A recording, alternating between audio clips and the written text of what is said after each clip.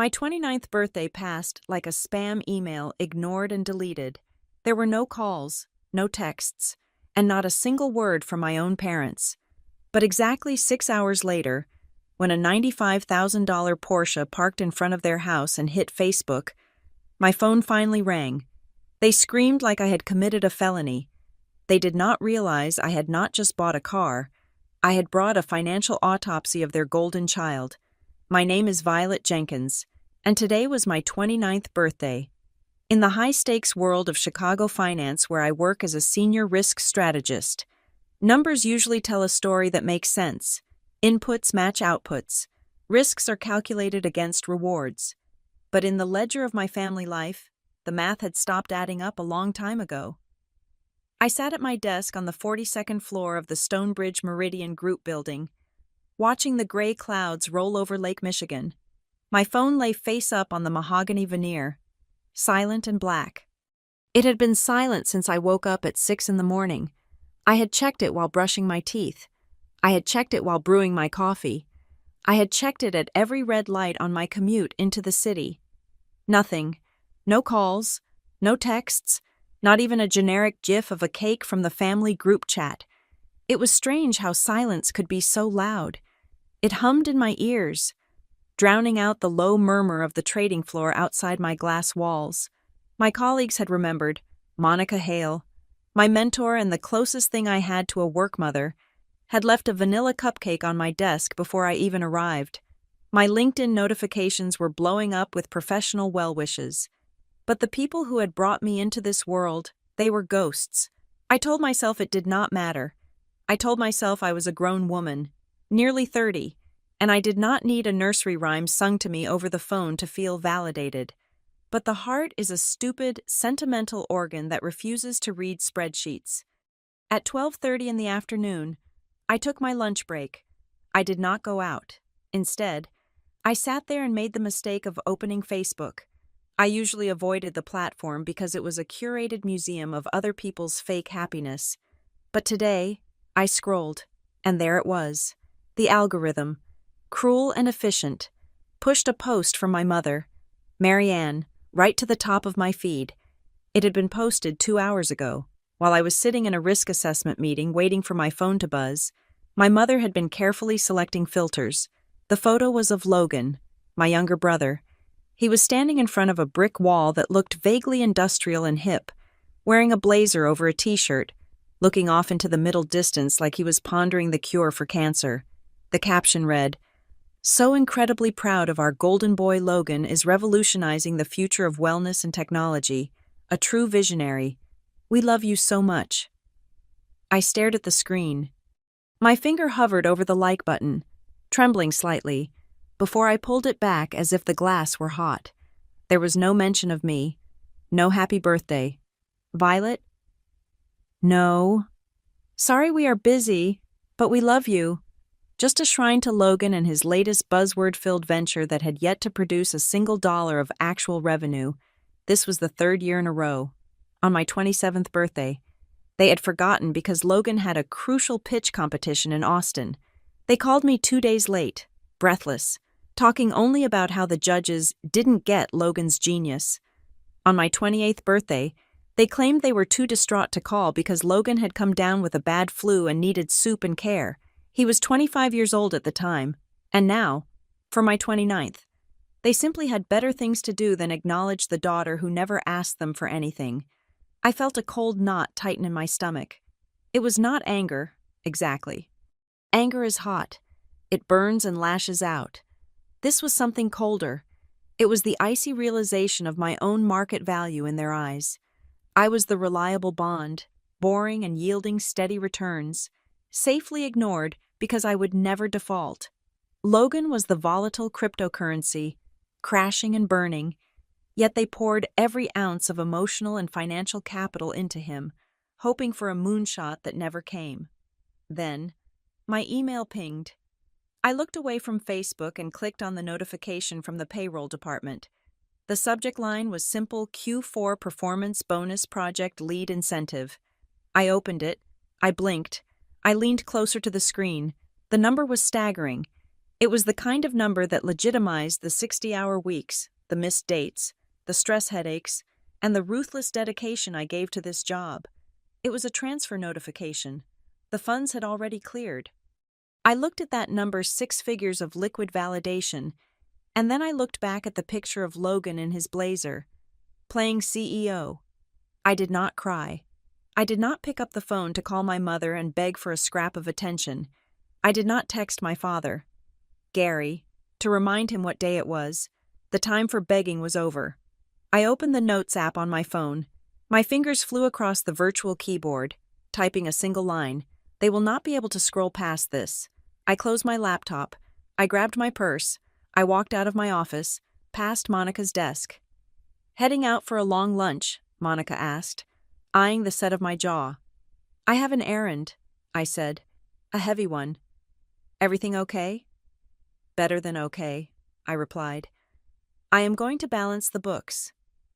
I drove out to the suburbs. This was not a fugue state. I was not hyperventilating. My heart rate was a steady 65 beats per minute. I had been researching this purchase for 6 months. I knew the depreciation curves. I knew the insurance premiums. I knew the maintenance schedules. I had the spreadsheets saved on my personal drive. I had just never pulled the trigger because I was responsible Violet, the girl who saved, the girl who invested in index funds, the girl who did not make waves, but responsible Violet was invisible. I pulled into the dealership lot. The sign above the glass doors gleamed in the afternoon sun. I parked my sensible, 5-year-old sedan next to a row of German engineering that looked like it was moving even when standing still. A salesman approached me. He was young, slick, and his eyes flicked over my business casual attire, doing a quick calculation of his own. He did not see a buyer. He saw a tire kicker. "Can I help you find something, Miss?" he asked, his tone polite but dismissive. "I am here for the 911 Carrera S," I said, my voice flat. "The gentian blue metallic. I know you have it in stock. I saw the inventory update this morning." His eyebrows lifted. "That is a serious car. Do you want to sit in it?" "I want to buy it," I said. "Cash, today. If you can get the paperwork done in 45 minutes, I will not haggle on the destination fee." The shift in his demeanor was instantaneous. 40 minutes later, I was signing the final document. The total came to $95,000 and change. After taxes and fees, I wrote the check with a steady hand. It was a massive amount of money, yes, but looking at the balance remaining in my account on my banking app, I knew I was safe. I could afford this. I had earned this. This was not just a car. It was a metallic financial statement. It was a 2-ton, 4-wheel Declaration of Independence. I drove it off the lot. The engine growled behind me, a deep, throaty sound that vibrated through the steering wheel and into my palms. It felt like power. It felt like control. I drove back toward the city, the skyline rising up to meet me. The sun was beginning to set, painting the glass towers in shades of violet and gold. I pulled over at a scenic overlook near the planetarium, a spot where the entire city stretched out behind you like a backdrop. I got out. The wind whipped my hair across my face. The car looked menacing and beautiful under the streetlights that were just flickering on. It shone like a jewel. I took my phone out. I did not use a filter. I did not need one. The reality was sharp enough. I framed the shot, the curve of the fender, the Porsche emblem, and the Chicago skyline blurring in the distance. I opened Facebook. I uploaded the photo.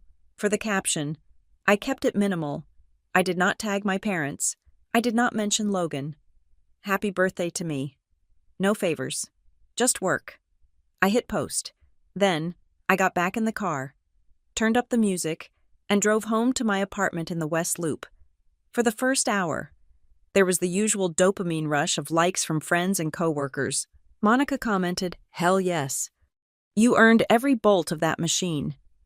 My college roommate commented queen behavior, but from the Jenkins household silence. I sat on my couch, a glass of wine in hand, watching the notifications. 1 hour passed, 2 hours. I imagined them at home in their comfortable suburban living room, Mom scrolling on her iPad while the TV played in the background. Dad reading his news feed. I imagined the moment the algorithm fed them my post. I imagined the confusion first. Is that Violet's car? No, it can't be. That is a $95,000 car. Then the realization, wait, it is her birthday. Then the horror. She has that kind of money. Why didn't we know? Why didn't she tell us? And finally, the panic. It took exactly 3 hours and 12 minutes for the silence to break. My phone rang. The screen lit up with the word Dad. I let it ring 3 times before picking up. I took a sip of wine. Hello? I said, my voice calm. Violet? My father's voice boomed. He was not using his happy fatherly tone. He was using the tone he used when I was a teenager and had come home 5 minutes past curfew. It was a mix of anger and disbelief. Hi, Dad. Thank you for calling. I assumed you guys were busy. He ignored the passive aggressiveness. I just saw your post. Your mother is in tears. Violet, tears. Why is Mom crying? I asked, swirling the wine in my glass. Did she not like the color? Don't get smart with me, he snapped. What the hell were you thinking, a Porsche? Do you have any idea how that looks? We are a modest family. We don't go around flaunting wealth like criminals. I bought a car, Dad. I didn't rob a bank. I worked for it. It is my birthday. Remember? I know what day it is, he shouted, though his defensiveness betrayed him. But this display, it is vulgar. Violet, you are throwing money away on a toy while your brother is out there grinding, trying to build something real, and you are just vunging money around. Vunging. He was so angry he was making up words. Or maybe he meant flaunting. It didn't matter. It is my money, I said. I can burn it in a bonfire if I want to. It is disrespectful, he countered. To the family, to the values we raised you with. People are going to talk. They are going to think you are into something illegal, or that you are selfish. Selfish? I laughed, a dry, humorless sound. Because I bought myself a gift after you forgot my existence for the 3rd year in a row. There was a pause on the line. I could hear him breathing heavily. I could hear my mother sobbing in the background, a theatrical, wailing sound that she reserved for moments when she wanted to guilt-trip someone. We did not forget, Dad lied. We were planning to call you tonight, but then we see this monstrosity on the internet. You have humiliated us. Violet, I humiliated you by being successful. You humiliated us by being reckless, he roared. Where did you get that kind of money? Is that debt? Did you take out a loan? Tell me you didn't sign a high-interest loan. No loan, I said. Paid in full. The silence that followed was heavy. It was the silence of a man realizing he had lost the upper hand. But Gary Jenkins did not like losing control. We need to talk, he said, his voice dropping to a low, commanding register. This isn't a conversation for the phone. There are things going on, things you don't understand about how this family operates. I think I understand perfectly, I said. No, you don't. He cut me off. You are coming home, tomorrow, 7 p.m., family meeting, and I expect you to have a damn good explanation for this behavior. A family meeting, I repeated. For what? To discuss your future, he said, and how you are going to fix the damage you just caused. He hung up before I could answer. I lowered the phone and looked at the black screen. A family meeting, 7 p.m. The last time we had a family meeting, it was to discuss why I needed to give up my larger bedroom so Logan could have more space for his projects. I stood up and walked to the window of my apartment. Down on the street, parked under a streetlight. My new car gleamed in the darkness. They were scared. I could hear it in his voice. They were not scared for me. They were scared of me. They were scared of the money. I thought about the spreadsheet I had built over the last 2 years. The one tracking every transfer, every loan, every bailout they had sent to Logan. They want an explanation, I whispered to the empty room. I went to my desk and opened my laptop. I clicked on the folder labeled Facts. Okay, Dad, I said. I will bring an explanation. To understand why I bought the Porsche, and why my father's demand for a family meeting made my blood run cold. You have to go back to last Thanksgiving. That was the day the blindfold didn't just slip. It was ripped off my face and burned in the centerpiece candle. I was standing in the kitchen of my parents' house in the suburbs of Illinois. It is a house that screams upper-middle-class stability, beige siding, manicured lawn, a wreath on the door that changes with the seasons like clockwork. Inside, it smelled of sage, roasted turkey, and the specific brand of lemon furniture polish my mother, Marianne, has used since 1999. I had been there since 10 in the morning, peeling potatoes, chopping celery, and listening to my mother critique my chopping technique. "You are cutting them too thick, Violet," she said, hovering over my shoulder with a glass of Chardonnay in her hand. "They won't cook through. Honestly, do you cook at all in the city, or is it just takeout every night?" "I cook plenty, Mom," I said, slicing the celery thinner. "And I have been up since 6 finishing a report for the London office, so I am running on caffeine." She sighed, a sound that implied my career was a cute hobby that unfortunately took up too much of my time. "Well, try to look a little more alive before the guests arrive. You have dark circles under your eyes. Maybe put on some concealer." At 2 in the afternoon, the guests arrived, aunts, uncles, cousins, the usual tribunal of judgment, and then, 45 minutes late, Logan made his entrance. He did not just walk in, he arrived. He threw the front door open, letting a gust of cold November air sweep through the hallway, and shouted a greeting that bounced off the vaulted ceiling. He was wearing a slim-fit blazer over a graphic t-shirt, distressed jeans that probably cost more than my first car, and limited edition sneakers. "Sorry I am late," he announced, hugging Mom, who practically melted into his arms. "Had a call with a potential partner in San Francisco. You know how it is. The grind never stops." He did not apologize to me for leaving me to do all the prep work. He just winked and tossed his keys on the counter. "Hey, Vi, still crunching numbers. Still paying taxes. Logan," I said, but my voice was drowned out by Dad emerging from the living room. "There he is," Gary Jenkins boomed, clapping Logan on the back. "The man of the hour. How did the call go?" "Did you give them the pitch?" "Crushed it," Logan said, grabbing a beer from the fridge. "They are super interested in the synergy between our AI interface and the wellness vertical. It is a total paradigm shift. We are disrupting the meditation space." I watched them. I watched my father's eyes light up. I watched my mother look at him with a mixture of awe and adoration. They looked at him like he was Steve Jobs returning from the wilderness. We sat down to dinner. The table was set with the good china. Logan sat at the head, displacing Dad, who happily took the side seat so his son could hold court. For the first 20 minutes, the conversation was the Logan show. He talked, but he said absolutely nothing. It was a word salad of tech buzzwords. He spoke of scalability and bandwidth and leveraging assets. He talked about his team, which I knew for a fact consisted of him and a guy named Kyle who lived in a basement. He talked about pre-seed valuation without ever mentioning a dollar amount. "It is all about the user journey," Logan said, gesturing with a turkey leg. "We are not just building an app, we are building an ecosystem." "Incredible," my aunt whispered. "He is so smart. Marianne, you must be so proud." "We are," Mom said, beaming. "He is the future." Then there was a lull. My uncle, trying to be polite, turned to me.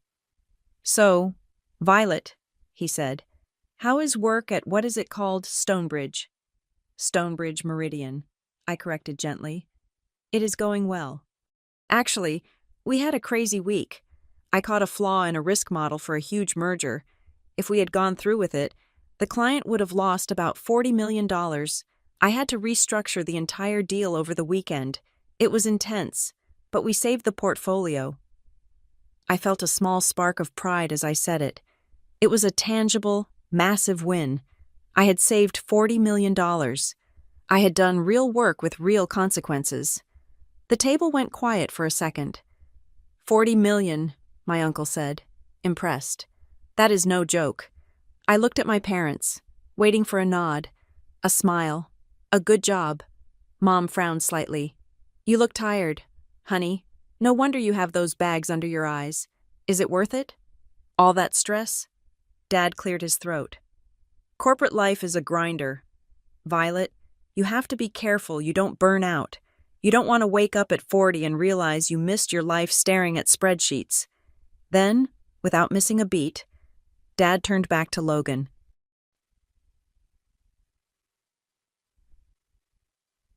Son, tell us about this conference in Miami you were talking about, the one with the venture capitalists. I felt the air leave my lungs. It was not just a dismissal, it was an erasure. My reality saving $40 million was boring to them. It was stressful. It was corporate. It lacked the glitter.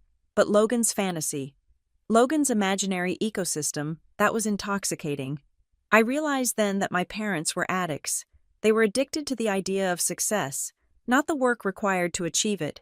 My steady, high-paying job was like a savings bond safe, reliable, and utterly unsexy. Logan was a lottery ticket. He was a long shot. And the dopamine hit they got from imagining he might win big was worth more to them than the reality of what I actually did. I stabbed a piece of broccoli with my fork. I stopped talking. I let the Logan show continue. Later that evening, after dessert, the dynamic shifted from annoying to suspicious. Logan was showing photos on his phone to a circle of relatives. This is the incubator I was accepted into, he said, swiping through pictures of a sleek, industrial chic office space with neon lights, beanbag chairs, and an espresso bar. It is totally exclusive. Only the top 1% of founders get in. We have access to mentors who built unicorns. He showed a photo of himself shaking hands with a man in a vest. That is my mentor, David. Guy is a legend.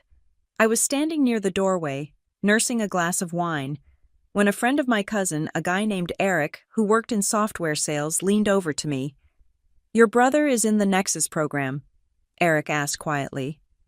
I guess so, I said. Is it a big deal? Eric smirked.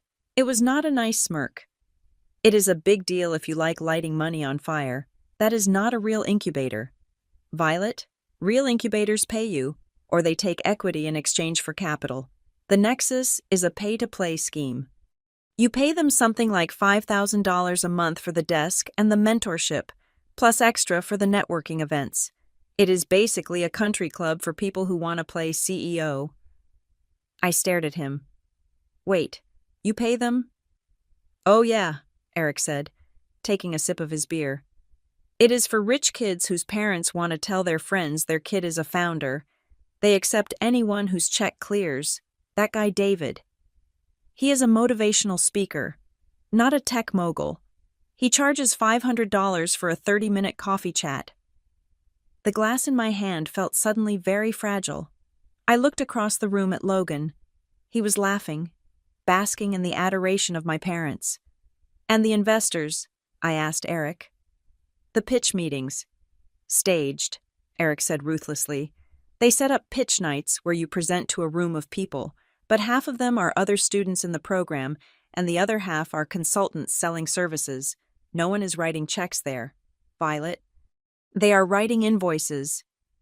I thanked Eric and walked away. I felt sick. I went into the kitchen where my dad was pouring himself a second scotch.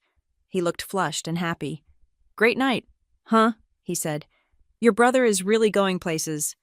Dad, I said, trying to keep my voice neutral. How is Logan paying for that office space, the incubator? Dad stiffened. The happy veneer cracked just a fraction. He has savings, and well, we help him out a bit, just until his Series A funding comes through. You know how startups are. You have to burn cash to grow. How much is a little bit? I asked. It is an investment, Violet, he said sharply. Don't worry about it. We are betting on the jockey, not the horse. Logan has the vision. I went to the bathroom and locked the door. I sat on the edge of the tub and pulled out my phone. I logged into my banking app.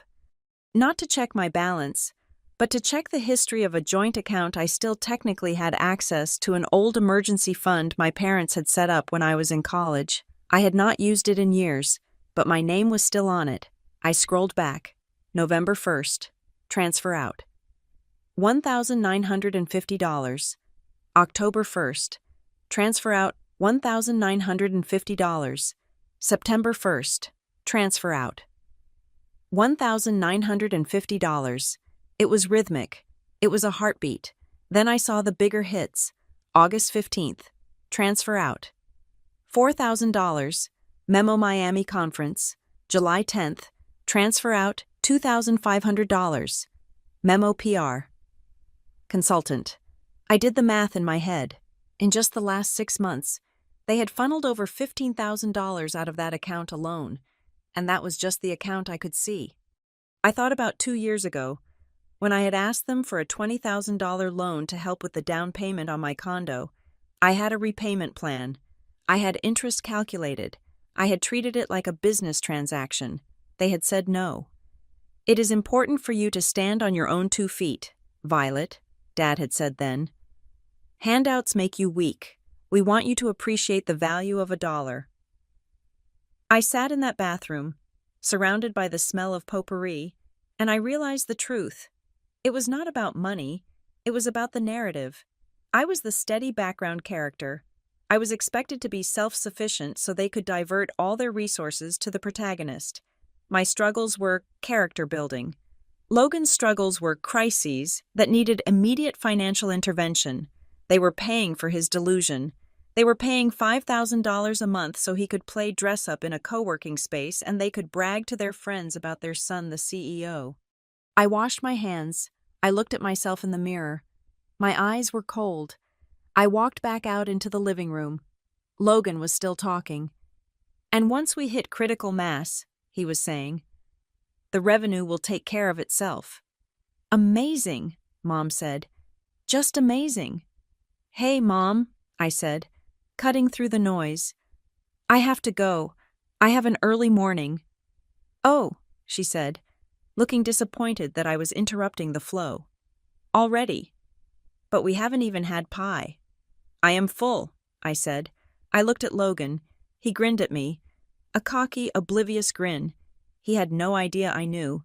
He had no idea that his investors were actually a retired couple in the suburbs who were draining their savings to keep his ego inflated. Drive safe, Vi, Logan said. Keep crunching those numbers. I will, I said. And Logan, good luck with the incubator. I hear the coffee there is expensive. His smile faltered for a millisecond, just a twitch at the corner of his mouth. I walked out to my car, my sensible, 5-year-old sedan. I sat in the dark driveway for a long time. That Thanksgiving was the night I stopped seeking their approval. It was the night I started building the spreadsheet. I drove home in silence, but my mind was loud. I began to categorize every interaction, every slip of the tongue, every time Dad complained about money versus every time Logan posted a picture of a bottle service table. I wasn't jealous of the money. I had my own money. I was furious at the lie. And now, almost a year later, sitting in my apartment with my Porsche parked outside, I knew exactly what that family meeting was going to be. They weren't angry that I spent $95,000. They were terrified. They were terrified because if I had $95,000 to spend on a car, it meant I had resources. And if I had resources, they were going to wonder why I wasn't sharing them with the future. But more than that, the Porsche shattered the narrative. The background character had just walked onto center stage wearing a diamond gown. It made Logan's rented lifestyle look cheap. It made their investment look foolish. I closed the fax folder on my laptop. The memory of that Thanksgiving dinner burned in my chest, hot and suffocating. You want a meeting, I whispered. I will give you a presentation. The decision to buy the Porsche was not born from a moment of madness. It was born from a spreadsheet. Most people assume that family secrets are buried in diaries or whispered in hushed tones behind closed doors. But in my experience as a risk strategist, I know the truth. Secrets are not whispered. They are transacted.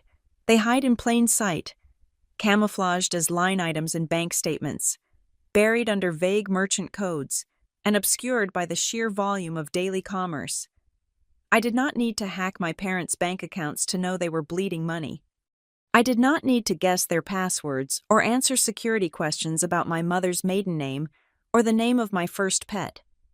I simply needed to remember a Saturday afternoon 3 years ago when my father, frustrated by a stack of paper envelopes, asked me to digitize his life.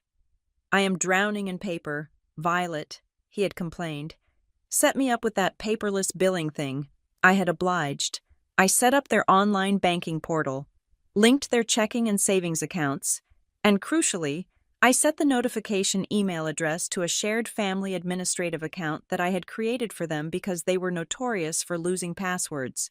I had view-only access to ensure they didn't accidentally wire their retirement funds to a Nigerian prince. Over time, they forgot I had access, but the automated monthly statement alerts kept arriving in that inbox, regular as a heartbeat. Tonight, hours before the family meeting, I sat at my desk with 3 monitors glowing in the dark. I was not a daughter anymore. I was a forensic accountant conducting an audit on a failing enterprise. I opened the folder I had been compiling for months. The investigation began with a pattern. In my line of work, we are trained to look for anomalies. But sometimes the most dangerous risk is the consistency. It was a single number $1,950, every single month, on the 1st. A transfer of $1,950 left my parents' primary checking account. The recipient field was blank, usually indicating a direct wire or a Zelle transfer to a private individual. But the user memo always read the same thing: support. It was too specific to be a utility bill.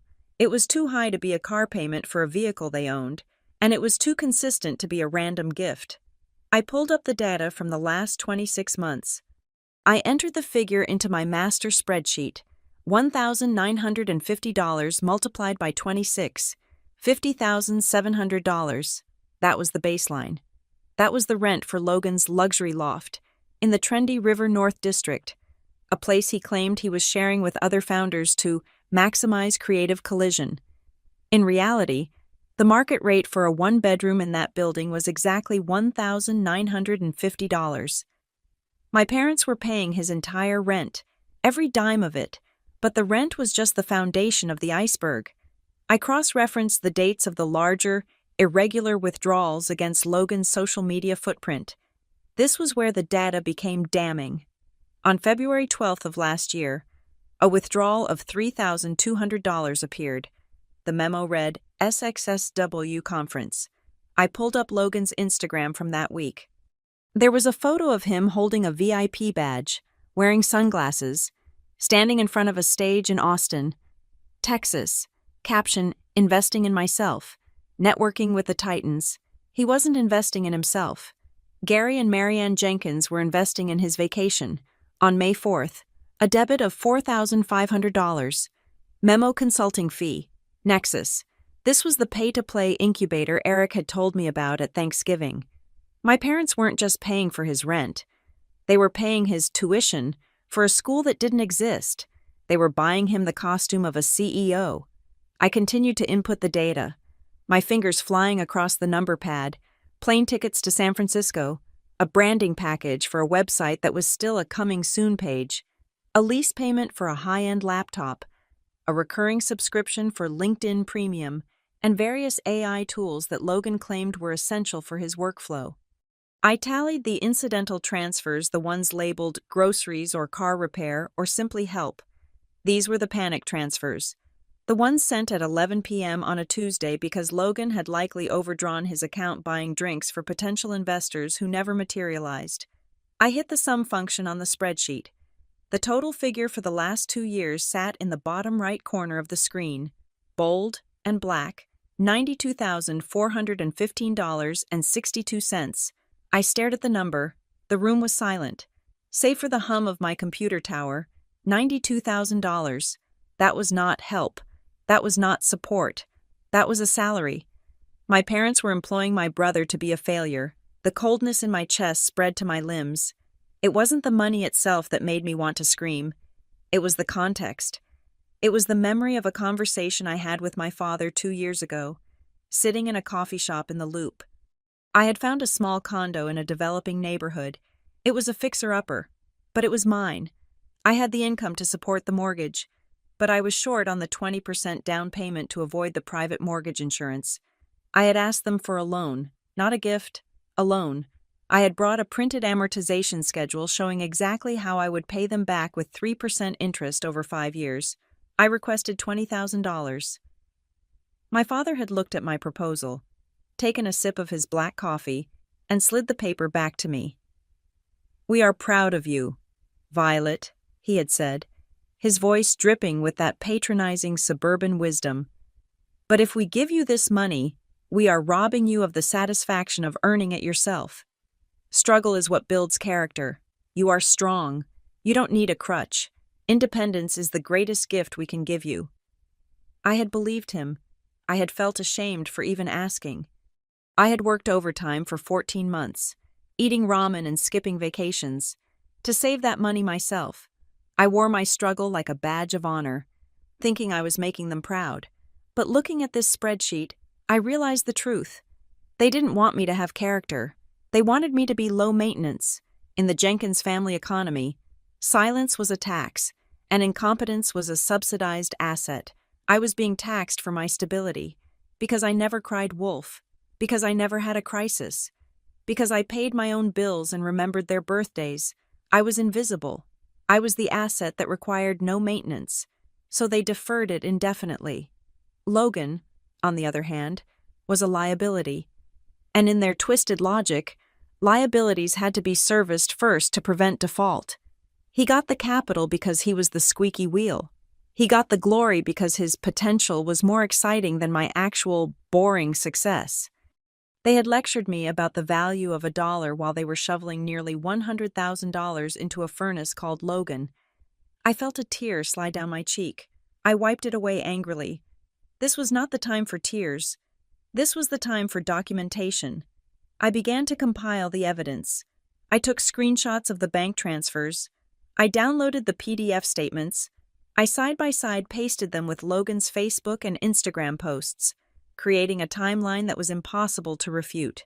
Transfer. June 10th, $800. Memo Logan. Car in this. Post June 11th, Logan posing with a bottle of Grey Goose vodka. Caption, Founder's Dinner. We eat what we kill. He wasn't killing anything. He was eating his parents' retirement. I went a step further. I dug into the emails from the incubator program that had been forwarded to the family admin account emails my parents had likely never read in detail. I found the fine print for the Nexus program. It stated clearly in the terms of service fees are non-refundable. Mentorship hours are subject to availability. The Nexus group makes no guarantee of funding or equity placement.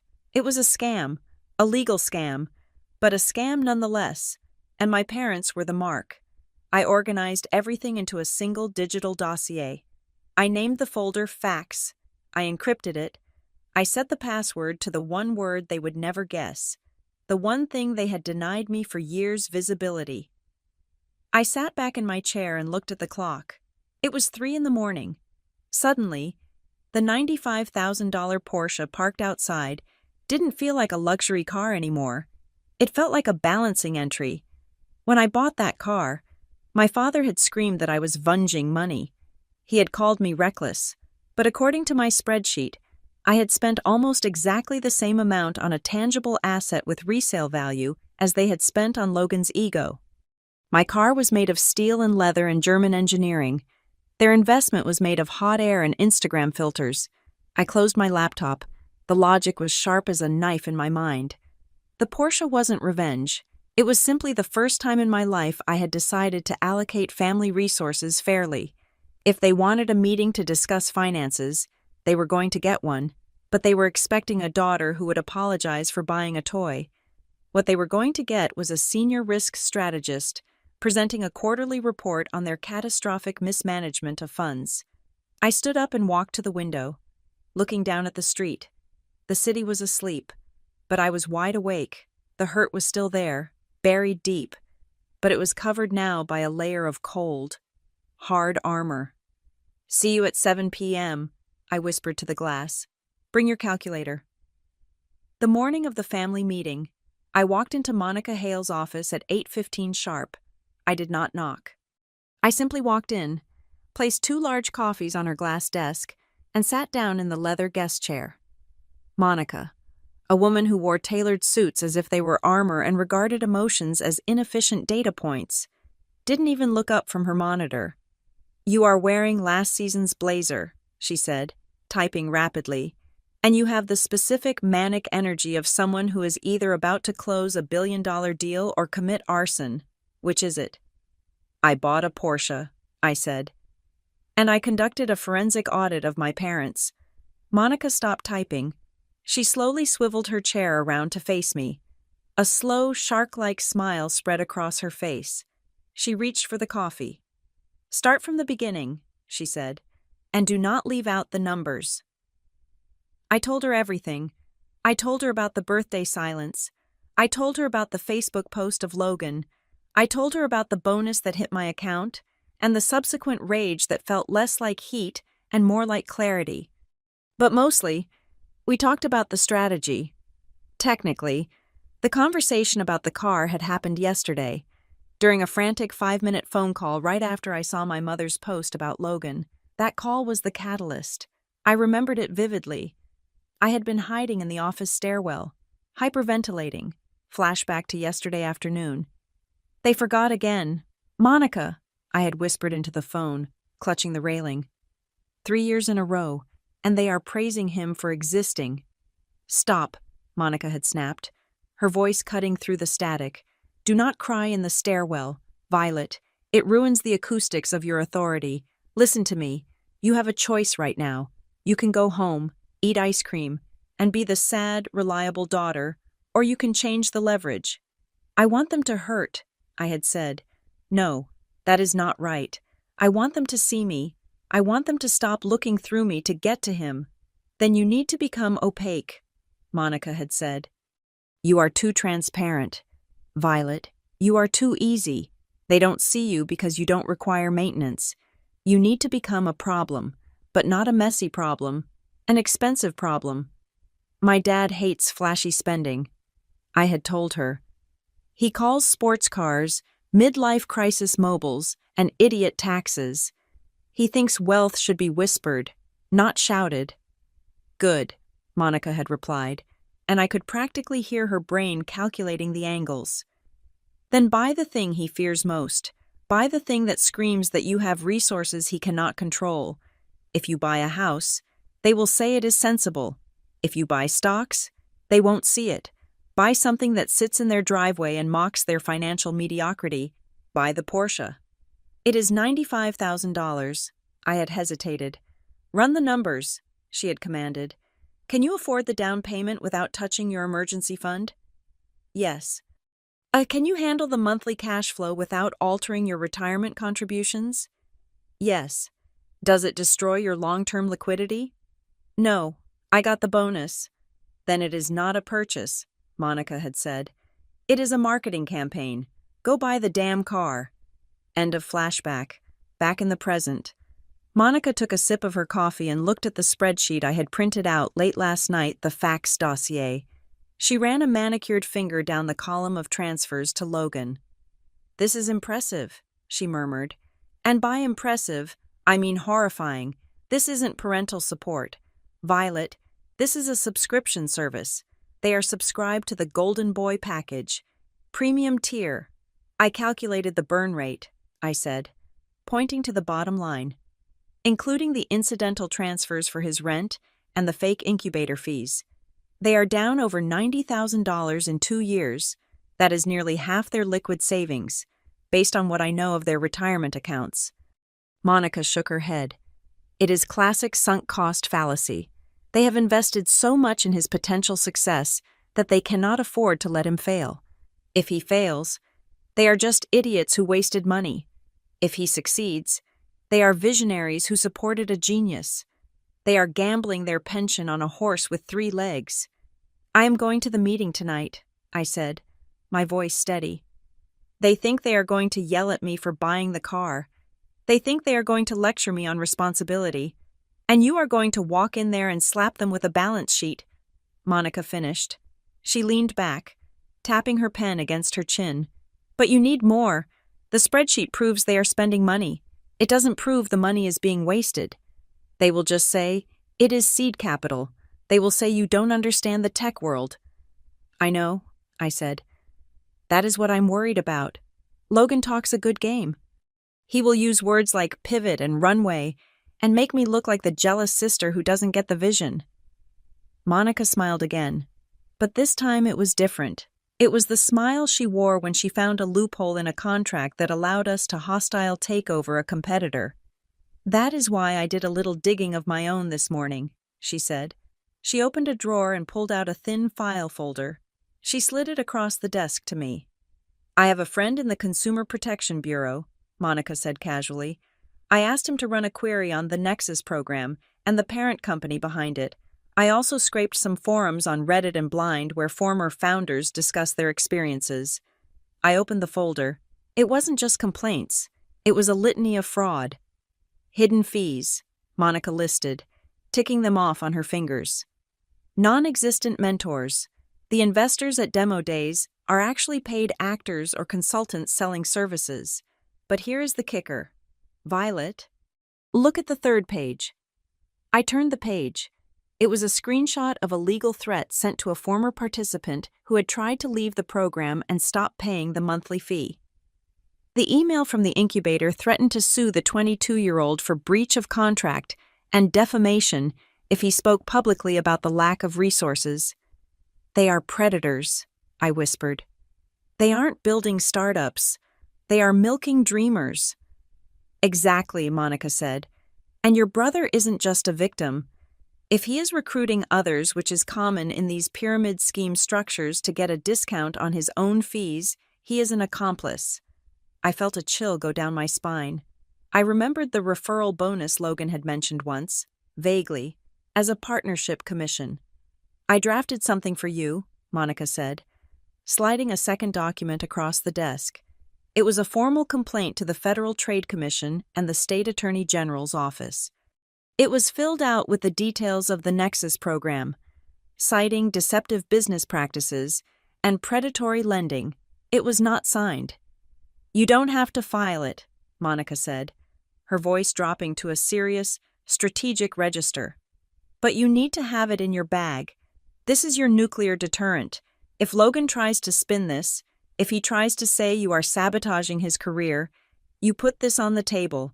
You tell him that you aren't just looking at his finances, you are looking at his legal exposure. I looked at the document. It was heavy in my hands. It felt like a weapon. Do you really think it will come to this? I asked. They are my family. They ceased acting like family when they decided you were the bank and he was the charity, Monica said sharply. Violet, look at me. You asked me yesterday if you should buy the car. I told you to buy it because you needed a loudspeaker. You needed something loud enough to break their trance. She pointed at the Porsche key fob lying on the desk between us. The car is the noise, she said. It gets their attention. It makes them panic. It gets you into the room. Then she pointed at the folder labeled facts and the complaint she had just given me. But this is the signal. The car is why they called the meeting. The dossier is how you survive it. I took a deep breath. I put the papers into my leather portfolio. I placed the car key in my pocket. 7 o'clock, I said. Family meeting. Do not apologize, Monica instructed. Turning back to her screens. Do not explain the car. Do not justify your bonus. You are the senior risk strategist. They are the distressed asset. Treat it like a board meeting where you are the majority shareholder. Because I am, I realized. I am the only one with actual capital. Now you are getting it, Monica said. Go get back to work. You have a portfolio to manage. And Violet? I paused at the door. Happy birthday, she said, without looking up. I walked out of her office. The hallway was quiet. The hum of the trading floor was just beginning to rise. I felt a strange sense of calm settling over me. For years, I had walked into my parents' house feeling like a child seeking permission. Tonight, I would walk in as a creditor seeking answers. I patted the folder under my arm. The numbers were black and white. The logic was sound. And for the first time in my life, I wasn't bringing a casserole to the family gathering. I was bringing the truth. The glass doors of the dealership slid open with a soft, pneumatic hiss. I stepped onto the polished white tile floor, the air conditioning hitting my face like a cold compress. The showroom was a cathedral of consumerism, smelling of tire rubber, espresso, and expensive cologne. A salesman detached himself from a cluster of men near the reception desk. He was tall, with hair gelled into a helmet and a suit that was just a shade too blue. He scanned me as he walked over. He saw my sensible flats, my work tote, and my lack of visible jewelry. His smile didn't reach his eyes. It was the smile one gives to someone who is lost. "Good afternoon," he said, his voice pitched to a practiced, soothing baritone. "Are we looking for the service department, or perhaps picking up a part for a spouse?" I stopped walking. I let the silence hang for 3 seconds, a negotiation tactic I used in boardrooms to make junior analysts sweat. "I am not a courier," I said. "I am a customer. I am here for the Carrera S, the gentian blue one you have listed in inventory as Unit 409. The salesman blinked. The script in his head had just jammed. "Ah, the Carrera, a beautiful machine. It is a lot of car. Are you as your husband joining us? Usually, for a purchase of this magnitude, we like to have all decision-makers present." "I am the decision-maker," I said, stepping around him to walk toward the car. "And my husband is non-existent. I assume your commission structure doesn't discriminate based on marital status, does it?" He scrambled to catch up, his shoes clicking on the tile. "No, of course not. I just meant it is a high-performance vehicle. It can be intimidating." I reached the car. It sat under the halogen lights, low and predatory. The blue paint looked like deep water. I ran a hand along the roofline. It was cool to the touch. "Open it," I said. He fumbled for the fob in his pocket. The lights flashed, and the locks clicked. I slid into the driver's seat. It fit me like a glove. The smell of new leather enveloped me, a scent that smelled like success and selfishness. The salesman leaned into the open window. "It has the Sport Chrono package," he said, trying to regain control of the interaction. 0 to 60 in 3.3 seconds. "And the sound system is—" "I don't care about the speakers," I interrupted, gripping the steering wheel. "Let's talk about the numbers. What is the residual value percentage after 36 months on this model year? Is it holding at 58% like the previous generation? Or has the market saturation dipped it to 55? He stared at me. "I would have to check with the finance manager." "Do that," I said. "And while you are there, I want the exact figures on the prepaid maintenance schedule for the first 4 years. I also want to see the fine print on the warranty regarding track use. Not that I plan to track it, but I want to know the exclusion clauses, and tell me the exact destination fee. I know the invoice price is significantly lower than what is on the sticker. So let's skip the dance where you pretend you are doing me a favor." He looked at me with a new expression. It wasn't respect, exactly. It was fear. He realized I wasn't buying a toy. I was acquiring an asset. "I will get the paperwork," he said, and practically ran toward the glass offices in the back. 30 minutes later, I sat across from the finance manager. He was a heavier man who tried to intimidate me with a lot of paper shuffling. He pushed a contract across the desk. "Standard terms," he said. "Sign here, here, and here." I took a pen from my purse. I didn't sign. I read every line. I read the arbitration clause. I read the early termination penalties. I read the gap insurance provision. "Remove the paint protection package," I said, pointing to line 12. "I can get it done detailing for a third of this price, and the document fee is capped by state law at $300. You have it listed at $500. Fix it." The manager looked at the salesman. The salesman looked at the floor. "She knows her stuff," the manager muttered, typing on his keyboard to reprint the contract. When the final number was presented, $95,412. I pulled out my checkbook. I didn't tremble. My heart rate didn't spike. I felt a profound, icy calm. This wasn't an impulse buy. This wasn't a midlife crisis. This was a reallocation of funds. For years, My surplus income had sat in low-yield savings accounts, waiting for a rainy day, or worse, waiting for my parents to guilt me into helping with a family emergency. Today, I was turning that liquid capital into steel. I was locking it away in a form they couldn't borrow, couldn't transfer, and couldn't give to Logan. I signed my name, Violet Jenkins. The signature looked sharp, aggressive. "Congratulations," the salesman said, handing me the keys. He looked exhausted. "You are very thorough." "I work in risk management," I said. "I don't like surprises." I drove out of the lot. The engine roared behind me, a deep, guttural growl that vibrated in my chest. I merged onto the highway, heading back toward the city. The sun was beginning to set, casting long, golden shadows across the asphalt. I didn't go home immediately. I drove to the museum campus, specifically the stretch of road that curves out into the lake, offering the perfect panoramic view of the Chicago skyline. I parked the car so the Sears Tower, I would never call it Willis, loomed in the background. The sky was turning a bruised purple. The city lights were just flickering on, reflecting off the dark water of Lake Michigan. I got out.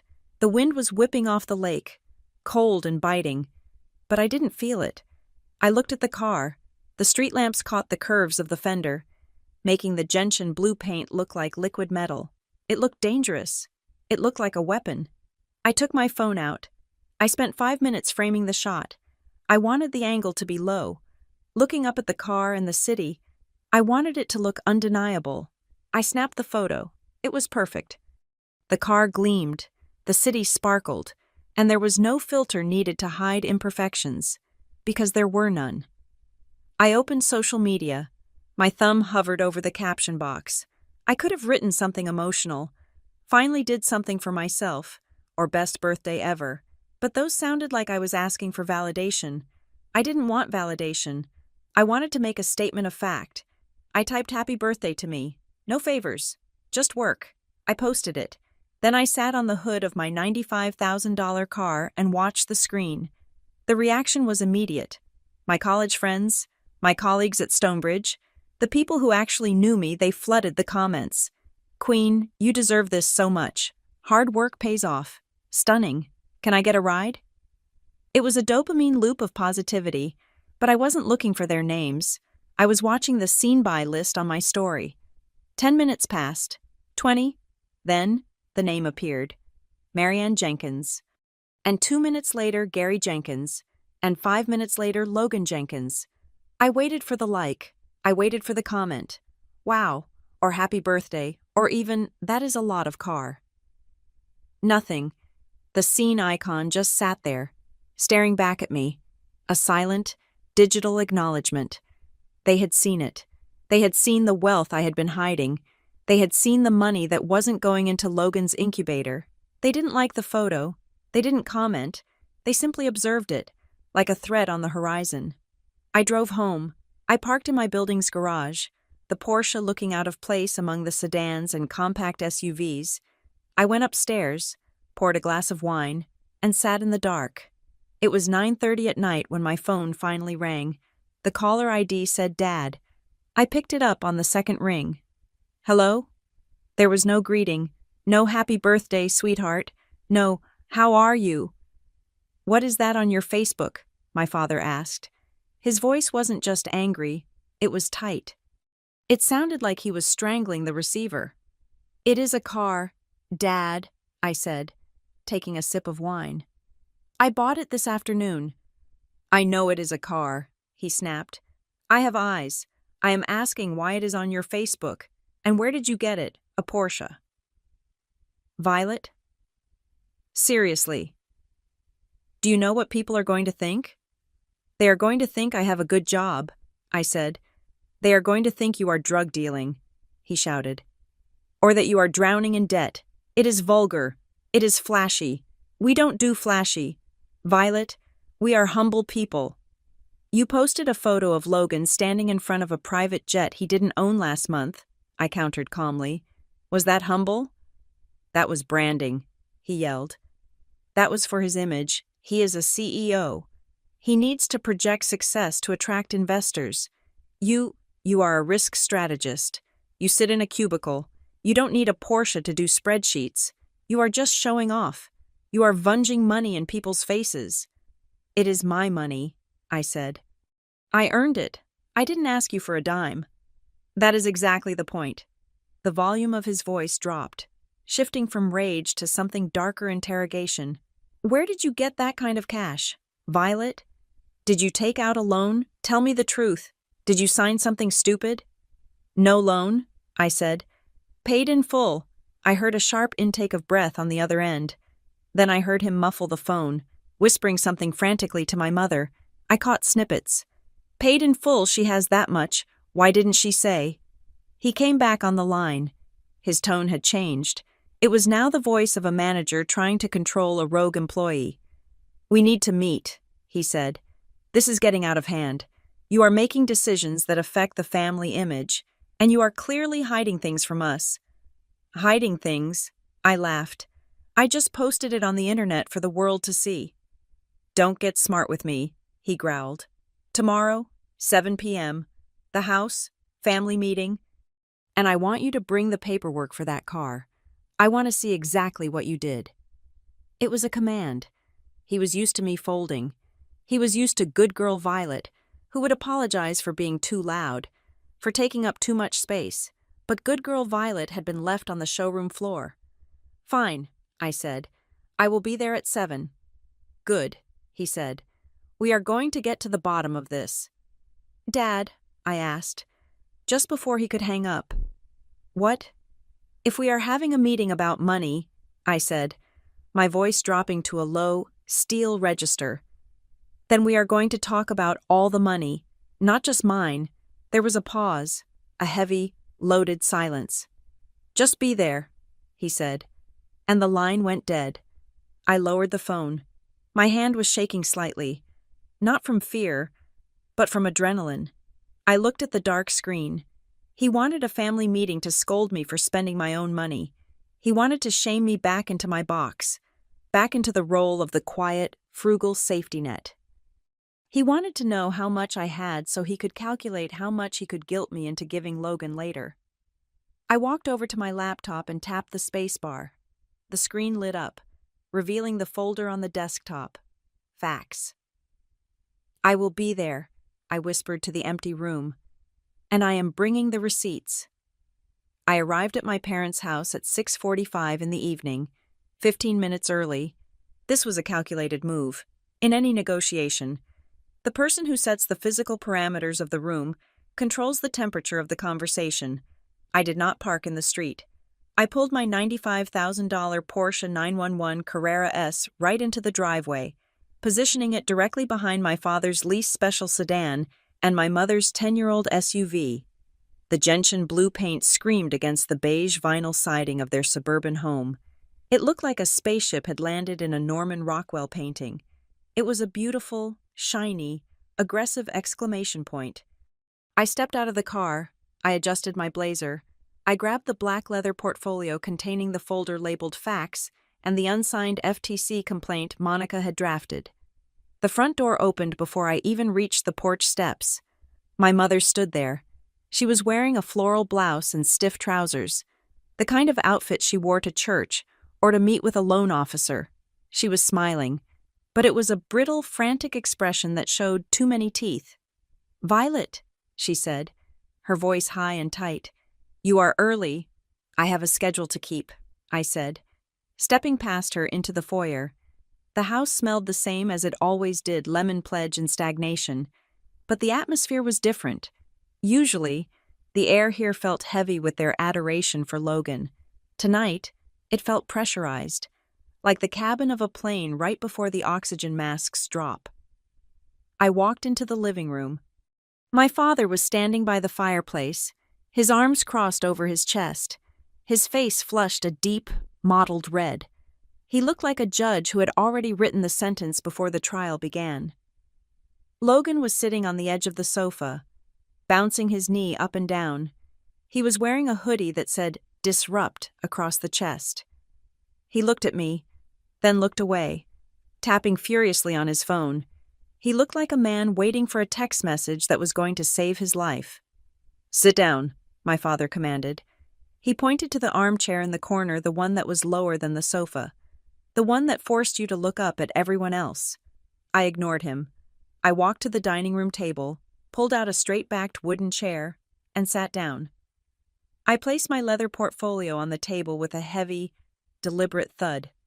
We can sit here, I said. Since this is a meeting. My father's jaw tightened. He walked over and sat at the head of the table. My mother fluttered in and took the seat next to Logan, placing a protective hand on his knee. We are very disappointed in you, Violet, my father began. He didn't waste time with pleasantries. We saw that picture. We saw the car in the driveway. I don't know what has gotten into you. A desire for quality engineering, I suggested, keeping my face blank. Don't play games, he snapped. This is reckless. It is wasteful. That car is a liability. You are 29 years old, and you are behaving like a lottery winner who is going to be bankrupt in 6 months. We raised you to be responsible. We raised you to value security. Security? I repeated the word. Is that what we are talking about? My financial security. We are talking about the family's reputation, he shouted, slamming his hand on the table. Do you know what people will think?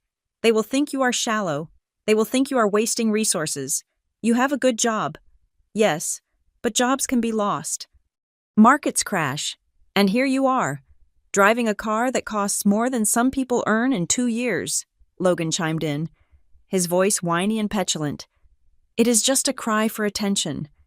Dad, she sees me building something real, and she has to go buy a toy to feel special. It is classic middle child syndrome, even though she is the oldest. I looked at Logan. He was 26 years old, but in that moment, he looked 12. You think I bought this car on impulse, I said calmly. You think I woke up, saw a shiny object, and threw money at it. That is your narrative, right? That Violet has lost her mind. Well, haven't you? My mother asked, her voice trembling. Violet, honey, that is so much money. If you had that kind of money, you should have saved it. You should have put it away for a rainy day. I did save it, I said. And then I realized that in this family, rainy days only seem to happen to Logan, so I decided to buy an umbrella. I reached for the portfolio. I unzipped it. The sound of the zipper was loud in the silent room. You called this meeting to discuss my finances, I said. So let's discuss them. But we cannot discuss my spending in a vacuum. We have to look at the whole portfolio. I pulled out the first document. It was a color-coded spreadsheet, printed on high-quality paper. I slid it across the table toward my father. What is this? He asked, looking down at it with disdain. That, I said, is a summary of outgoing transfers from your joint checking account and the emergency savings fund for the last 26 months. My mother went pale. Her hand flew to her mouth. You have been spying on us. Spying.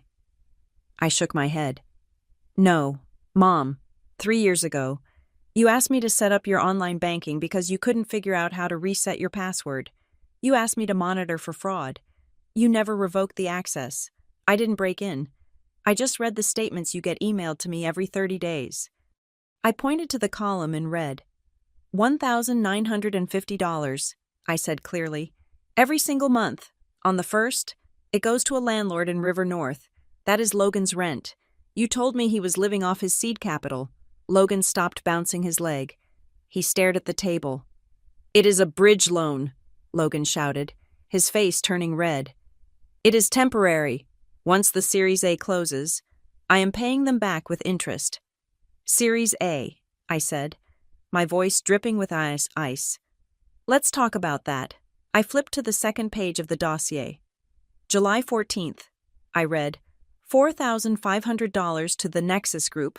August 15th, $4,500 to the Nexus Group. September, October, November. I looked at my father. You told me you were helping him a little bit. You have paid nearly $50,000 in fees to a company that has no accreditation, no successful exits, and a Better Business Bureau rating of F. It is an incubator, my father argued, though his voice lacked its earlier conviction. They provide mentorship. They provide connections. They provide a co-working desk and a coffee machine, I corrected. I did the research. Dad, the mentors are paid consultants. The investors at the pitch nights are actors. You aren't investing in a startup. You are paying tuition for an adult daycare. That is a lie. Logan stood up, his chair scraping violently against the floor. You are just jealous. You are a corporate drone, Violet. You push paper for a living. You don't understand the vision. You are trying to sabotage me because you can't stand that I'm going to be bigger than you. Sit down, Logan, I said. I didn't yell. I didn't have to. My voice was quiet, deadly, and authoritative. It was the voice I used to tell a CEO his company was insolvent. To my surprise, and his, he sat down. I slid the next piece of paper across the table. It was a printout of Logan's Instagram profile side by side with the bank statement. November 3rd, I pointed out. Logan posts a picture of a bottle of Dom Perignon with the caption, "Closing deals." That same night, at 11:42 p.m., Mom transferred $600 to his account with the memo, "Urgent." I looked at my mother. She was crying now, silent tears streaming down her face. She didn't look at me. She looked at Logan. He told us he needed it for legal fees, she whispered. He bought bottle service, I said brutally. There were no legal fees. There is no company. Mom, there is no product. There is no revenue. I checked the state business registry. Logan Tech isn't even incorporated. He is just a guy with a website and your credit card. The silence that followed was deafening. The grandfather clock in the hallway ticked loudly. My father looked at the spreadsheet, then at Logan, then at me. His face was a mask of conflict. He knew I was right. The numbers were right there in black and white, but admitting I was right meant admitting he had been a fool. It meant admitting his golden boy was a fraud. So he did what he always did. He attacked the messenger. "This is irrelevant," he grunted, pushing the papers away. "We are talking about your car. We are talking about your spending. What we do with our money is our business. If we choose to support your brother, that is our prerogative as parents. You don't get to audit us." "Violet?" "I do," I said. "When you call me here to lecture me about responsibility—" "Stop deflecting," he shouted, standing up to loom over me. "This isn't about Logan. This is about you. You bought a $95,000 car to spite us. You did it to be flashy. You did it to rub it in our faces." "I bought it because I earned it," I said, standing up as well. I was shorter than him, but in that moment, I felt 10 feet tall. "And because I realized something very important yesterday." "What?" he sneered. "That you are selfish." "No," I said. "I realized why you are so angry. You aren't mad that I spent money. You are mad that I spent money you thought was available for you." "How dare you?" my mother gasped. "It is true," I continued, relentless. "You looked at my bonus. You looked at my savings, and you saw a safety net. You saw a backup plan for when Logan crashes and burns. You saw me as the insurance policy, and when I bought that Porsche, I burned the policy. I used the resources you thought you were entitled to." "We are family," my father roared. "We help each other. If your brother needs help, we help him. That is what families do." "No," I said. "That is what you do.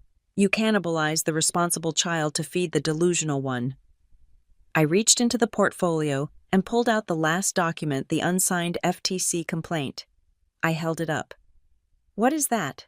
Logan asked, his eyes widening. "This is a draft of a formal complaint to the Federal Trade Commission regarding the Nexus Group," I said, "and it mentions you.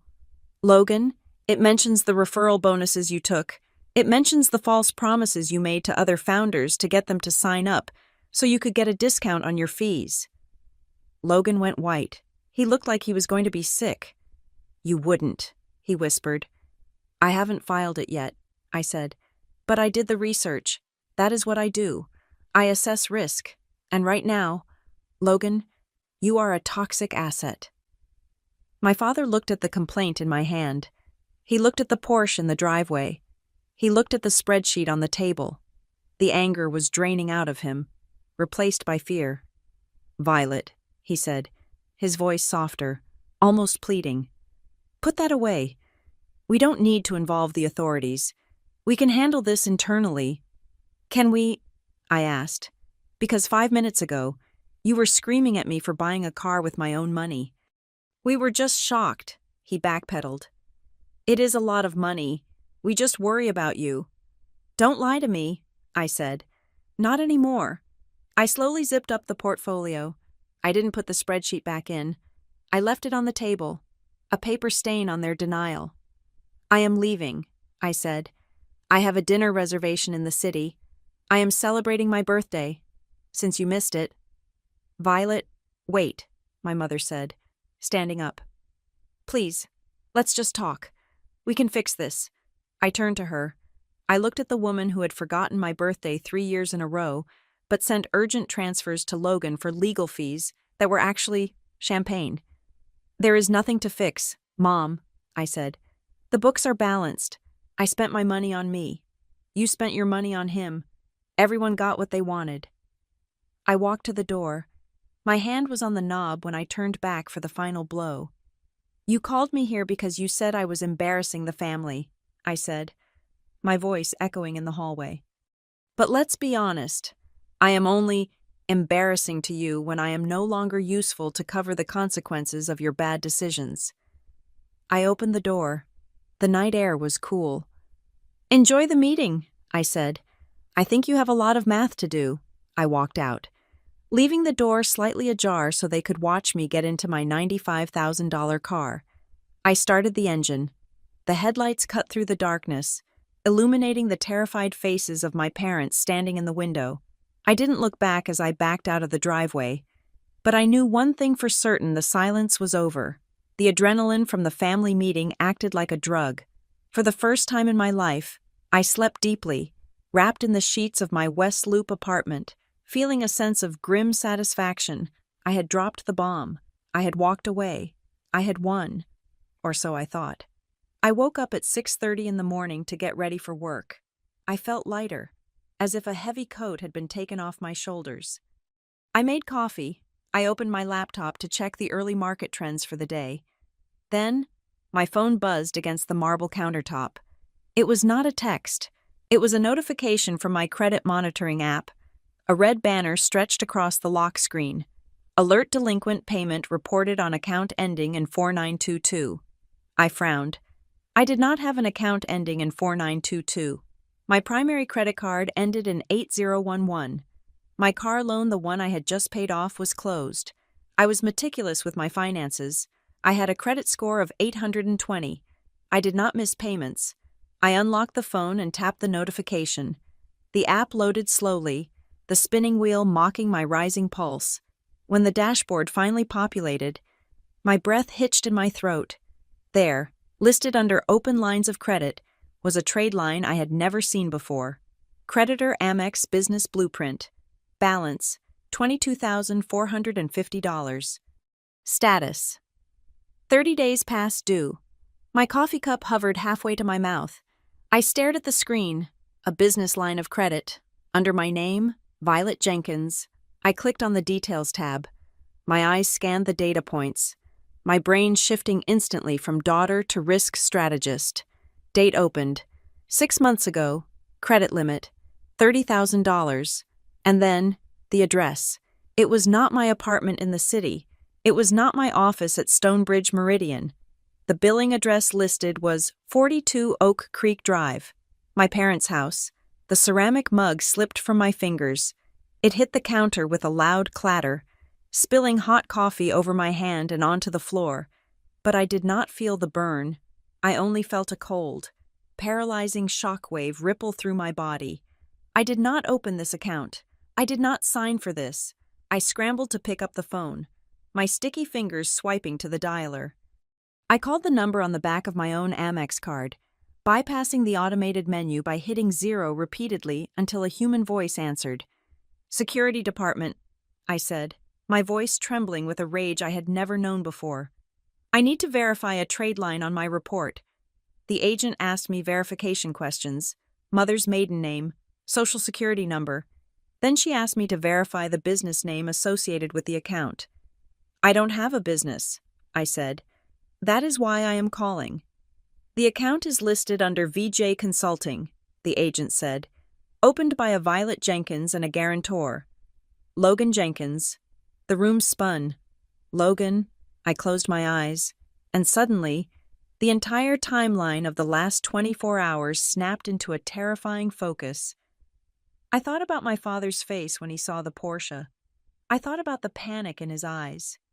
I thought about his frantic question, "Where did you get that kind of cash? Did you take out a loan?" He had not been worried about my financial health. He had not been worried about the family reputation. He had been terrified because he knew this debt existed. He knew there was a $22,000 hole dug in my name. And when he saw the Porsche, he assumed I had used my liquidity, the liquidity he was counting on, to fill that hole before I noticed it to buy a car. They weren't angry that I was spending my money. They were angry that I was spending the money they had already mentally earmarked to bail out their crime. I hung up the phone. I did not scream. I did not throw things. I went into a state of absolute, cryogenic freeze. I looked at the calendar on my wall. 6 months ago. What happened 6 months ago? I scrolled back through my text messages with Logan. I found it. A message from him dated exactly 6 months prior. Logan, hey Vi. Big news. Just closed the first round of pre-seed funding for the venture. Investors are finally biting. Going to be huge. I had replied, "Congrats. Proud of you." He hadn't found investors.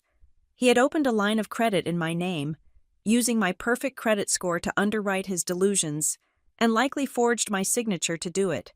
I needed a confession, and I needed it now. I did not call my parents. They would lie. They would gaslight. They would talk about family unity. I needed the weak link. I needed the one who was arrogant enough to think he had done nothing wrong. I sent a text to Logan. Violet, I have the check for the incubator legal fees you mentioned last night. I want to help. Meet me at the coffee shop on State Street in 30 minutes. Don't tell Mom and Dad. I want this to be between us. It was the bait he couldn't resist. Money. 35 minutes later, I walked into the coffee shop. I was wearing my sunglasses. Even though it was overcast, I sat in the back corner. Logan walked in 5 minutes later. He looked tired, but there was a spring in his step that hadn't been there the night before. The promise of cash always perked him up. He sat down opposite me, looking wary but hopeful. I knew you would come around, he said, leaning in. Look, last night was intense, but I know you get it. You are a business person. You know you have to spend money to make money. I do, I said softly. I get it, Logan. I placed my phone on the table, face down. The voice recorder was running. So, I said, keeping my voice casual, I was looking at the structure of your funding. For the legal fees, I want to write the check, but I need to know where the other capital is coming from, just for my own due diligence. Oh, you know. He waved a hand dismissively. Angels, friends and family round. We have a few lines of credit open for operational costs. Lines of credit, I repeated. Those are hard to get for a new business without revenue. Did you have to personally guarantee them? Yeah, sure, he said, taking a sip of his latte. Standard stuff. It must be nice, I said, to have the credit score for that. I mean, my score is good, but business loans are tricky. Did you have to use a cosigner? He hesitated, just for a fraction of a second. His eyes flicked to the left. Well, you know, he mumbled. Mom and Dad helped set up the initial framework. It was all part of the incorporation package. I leaned forward. I took off my sunglasses. I looked him dead in the eye. Logan, I said, did you sign my name? He froze. The cup stopped halfway to the saucer. What? He laughed nervously. What are you talking about? The Amex Business Blueprint line, I said. Ending in 4922. The one that is $22,000 past due. The one with the billing address at Mom and Dad's house. His face went from flush to gray in 2 seconds flat. He looked like a child caught stealing from the collection plate. Violet, listen, he stammered. It is not what it looks like. Did you sign my name? It was just a digital signature, he blurted out. It was part of the online application. Mom said it was okay. She said we were just using your profile to get the preferred rate, and we would pay it off before the statement even hit. It was a bridge. Vi. Just a temporary bridge. Mom said it was okay, I repeated. The betrayal felt like a physical blow to the stomach. It wasn't just Logan being a thief. It was a conspiracy. So they knew you were committing identity theft against their own daughter. It is not theft, Logan hissed, looking around to see if anyone was listening. We are family. What is yours is ours. You have that high-paying job. You have the credit capacity. I needed the runway. We were going to pay it back next month when the real funding came in. There is no real funding, Logan. I slammed my hand on the table, making the cutlery jump. There never was. You are funding your life with my credit score. You are overreacting, he pleaded. Just pay the minimum balance for me this month, and I swear, once the app launches. I stood up. I felt sick. I looked at this man, my brother, and saw a stranger, a parasite. My phone rang. It was my father. Logan must have texted him under the table. I answered it on speakerphone, holding it out so Logan could hear. Violet, my father's voice was breathless. Logan just texted me. Now, calm down. Don't make a scene. You authorized this, I said into the phone. You let him open a credit line in my name. It was a strategic decision, my father said, using his head of household voice. We were up against a wall with his burn rate. Your credit was sitting there, unused. It seemed foolish to go to a predatory lender when we could just leverage the family assets. It was just paperwork, Violet. We didn't want to bother you with the admin. Bother me. I laughed, a sharp, hysterical sound. You committed a felony, Dad. That is fraud. That is identity theft. Don't use those words, he snapped. We are your parents. We made a decision for the good of the family unit. And frankly, if you hadn't gone out and bought that ridiculous car, you would have had plenty of liquidity to help us clear this balance before it became an issue. You forced our hand. Violet, the gaslighting was breathtaking. In his mind, my purchase of the Porsche was the crime because it removed the funds he intended to steal from me. I see, I said. So I am the villain because I spent my own money before you could steal it. We were protecting you. My mother's voice chimed in from the background. We didn't want you to worry about Logan's struggles. I looked at Logan. He was watching the phone with a look of pathetic hope, thinking his parents were talking him out of trouble. I am hanging up now, I said. Violet, wait, my father ordered. You are going to write a check to clear that delinquency. We cannot have a default on the record. It will ruin the business credit. There is no business, I said, and there is no we. I hung up. I looked at Logan. I am going to make a call, I said. To who? He asked, his voice trembling. To pay it. No, I said. I am calling the credit bureaus. I opened the Experian app on my phone. I navigated to the security settings. Violet, don't, Logan whispered. If you freeze it, if you dispute it, they will investigate. They will see the IP address. They will see the money went to my account. I know, I said. They could charge me, he said, tears welling up in his eyes. With fraud, I could go to jail. Violet, do you want your brother in jail? I looked at the notifications on my screen. Freeze credit report. Fraud alert. I thought about the last 3 years. The missed birthdays. The lies. The Thanksgiving dinner where I was ignored. The family meeting where I was treated like a bank. But this was different. This wasn't just favoritism. This was consumption. They had eaten my identity to feed his ego. I don't want you in jail, Logan, I said quietly, but I refuse to be in debt for a life I didn't live. I pressed the button. Credit frozen. I switched to TransUnion. Credit frozen. I switched to Equifax. Credit frozen. Then I opened the Amex app and clicked Dispute Charge. What did you do? Logan asked, his face white. I just stopped the bleeding, I said. I am reporting the account as fraudulent. I am signing an affidavit stating I did not open it. I am not paying a single cent of that $22,000. Logan, the bank will come looking for the person who actually spent the money, and since you transferred it to your personal checking account, they won't have to look very far. Logan put his head in his hands. I am leaving, I said. Do not contact me. Do not come to my apartment. If you or Mom or Dad try to open another account in my name, I won't just file a dispute. I will file a police report. I walked out of the coffee shop.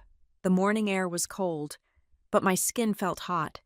I walked to my car, my beautiful, paid-off Porsche. I sat in the driver's seat and locked the doors. I had thought the secret was that they were giving him their money, but the twist was so much darker. They weren't just giving him their money. They had run out of their own money long ago. For the last 6 months, Logan hadn't been living off my parents' generosity. He had been living off my name. He had been wearing my credit score like a costume, racking up debts that he planned to let me inherit. My parents knew. They had watched him do it. They had probably provided the Social Security number from their old tax returns. They had sacrificed me on the altar of his potential without blinking an eye. I gripped the steering wheel until my knuckles turned white. The sadness was gone. The shock was gone. All that was left was a clarity so sharp it cut. I started the engine. I had one more stop to make, not to the bank, not to the police. I needed a lawyer, a ruthless one. Because this wasn't a family dispute anymore. This was a war. The submission of the complaint was not dramatic. There was no thunderclap, no ominous music. I simply sat at my desk at Stonebridge Meridian, attached the file labeled Nexus Group Evidence, and clicked the blue Submit button on the Federal Trade Commission's Consumer Protection Portal. I did the same for the Illinois Attorney General's office. It took 3 seconds. I had spent the last week in a state of hyper-focused calm. After freezing my credit and disputing the fraudulent business line, I had expected an immediate explosion, but there had been silence. It was the receding water before a tsunami. My parents were likely scrambling, trying to figure out how to bypass the credit freeze, trying to shuffle funds to cover the minimum payment on the Amex account before the delinquency turned into a default judgment. They did not know I had nuked the source of the rot. 7 days after I filed the complaint, the dominoes began to fall. It started with a text from Logan at 10 in the morning. Pick up the phone, now, something is happening. I ignored it. I was in a risk assessment meeting. Then, 5 minutes later, they emailed me. They are asking for records. Violet, what did you do? By noon, my father called. I let it go to voicemail. He left a message that was just heavy breathing and the sound of my mother crying in the background, followed by a curt, "Call us. Immediately. This is an emergency." I waited until 5:30 in the evening. I sat in my car, my paid-off, beautiful, fortress of a car, and dialed Logan's number. He answered on the first ring. He sounded breathless, as if he had been running. "You reported them," he accused, his voice cracking. "You actually reported the incubator." "I reported a fraudulent business practice," I said calmly. "Why is there a problem?" "A problem." He let out a hysterical laugh. "I got an email from an investigator at the Attorney General's office. They are opening an inquiry into the Nexus Group. They wanted to verify my enrollment. They wanted to verify my payments. And then they asked about my role in recruitment. And they called my cell phone." "Violet?" "They asked if I was aware of the fee structure discrepancies. They asked if I had been compensated for bringing other members in." I felt a cold satisfaction settle in my gut. "Well, were you—" "That is not the point," he screamed. "The point is that you blew everything up. The Nexus admins sent out a blast email saying operations are paused pending a legal review. The co-working space is locked. The website is down. Everything is frozen." "Good," I said. "Then they can't steal money from anyone else." "You don't understand." My father's voice suddenly boomed on the line. He must have been listening on speaker. "You have destroyed his network, Violet. You have destroyed his reputation if this goes public. If his name is attached to a fraud investigation, His career is over before it even started. His career was a fiction, Dad, I said. I just turned on the lights. We need to fix this, my father said, his voice shifting from anger to a frantic, manic planning mode. We need a lawyer, not just for the business, but for Logan, if they try to pin this on him, if they try to say he was an accomplice. Is he? I asked. Did he take money, Dad? There was silence. We need money, my mother sobbed, her voice breaking through the static. We need a retainer for a criminal defense attorney. The one Gary called said it would be $10,000 just to start. I am sure you have savings, I said, though I knew the answer. We don't, my father snapped. You know we don't. We put everything into the pre-seed round. We drained the liquid cash. Then use the retirement fund, I suggested, testing the depth of the water. We already did. The confession hung in the air, stark and horrifying. What? I whispered. We took a hardship withdrawal, my father admitted, his voice sounding old and defeated. 6 months ago, we took out $40,000. The tax penalty was huge, but we needed to give Logan a runway. We thought the Series A was coming next month. We thought we would pay it back. I closed my eyes. They had raided their 401k. They had set fire to their future to keep Logan warm for another 6 months. And now, he continued, his voice trembling, we were in the middle of processing a HELOC, a home equity line of credit. We were going to pull $50,000 out of the house equity to clear that Amex debt you found, just to make it go away so you wouldn't find out. But now that you froze your credit and reported the card, the bank paused the application. They saw the fraud alert. I felt like I was going to be sick. A HELOC. They were going to leverage the house. They were going to put a lien on the roof over their heads to pay off a credit card debt that Logan had fraudulently opened in my name. Why, I asked, my voice barely a whisper. Why didn't you just tell me? Why didn't you ask for help instead of stealing my identity and mortgaging the house? Because you would have lectured us, my father shouted, the shame curdling into aggression. You would have sat there with your spreadsheets and your judgments and told us we were stupid. You would have looked at us like we were children. We didn't want your advice, Violet. We just wanted to fix it. There it was, the raw, ugly truth. They would rather face financial ruin. They would rather commit fraud. They would rather risk homelessness than endure the humiliation of their daughter being right. My competence was not an asset to them. It was an insult. So you decided to make me a victim instead, I said. We were going to pay it back, Logan interjected. I swear. With what, Logan? I asked. With the referral bonuses. I only got a few, he stammered. $500 a head. I just brought in a couple of guys from college.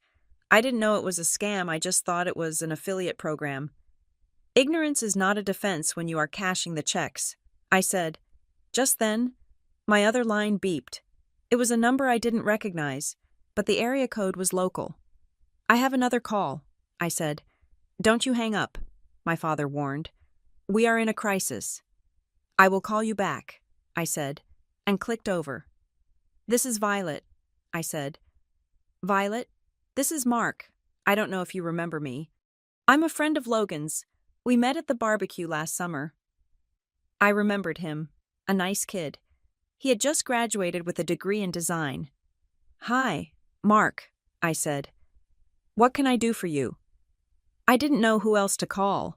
He sounded terrified. Logan isn't answering his texts. I heard you work in finance. Something is wrong with the Nexus Group. I went to the office today and the doors are chained shut, and the website is gone. I know, I said. Violet, Mark's voice broke. I gave them $12,000. It was my inheritance from my grandmother. Logan told me it was a sure thing.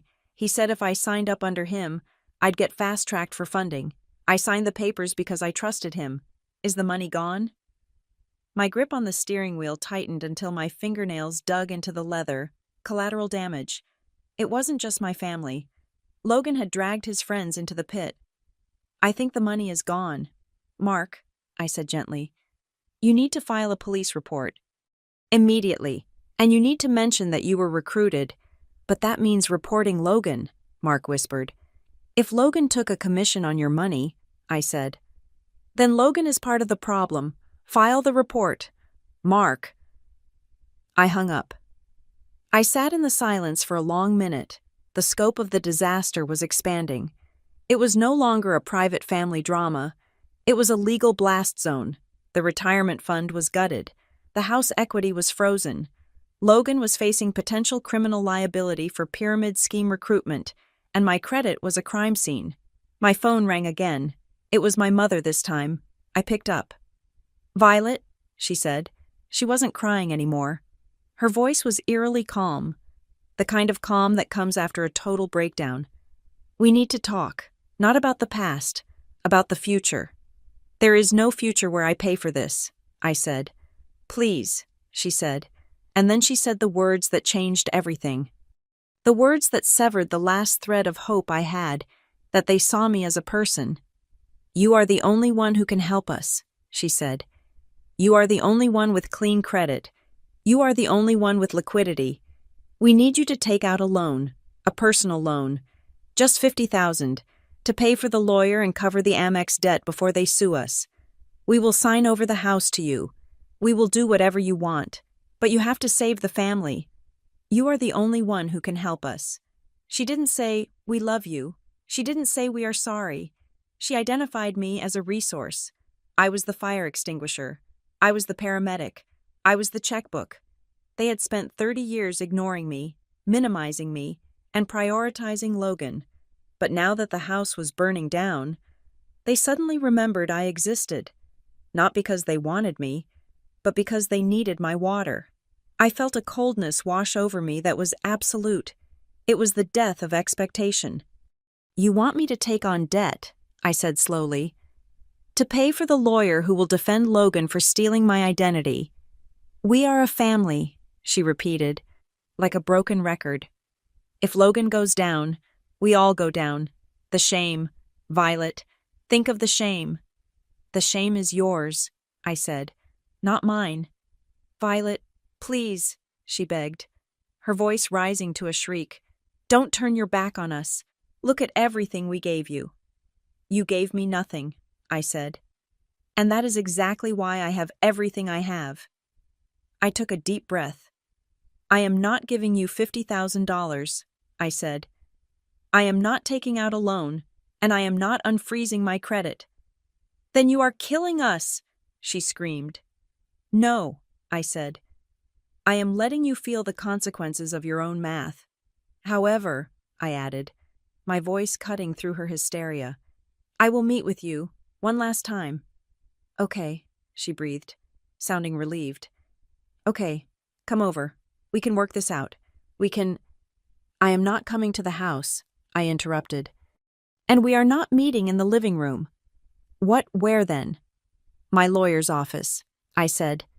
"Tomorrow morning, 10 o'clock. Bring all your financial records. Bring the mortgage papers.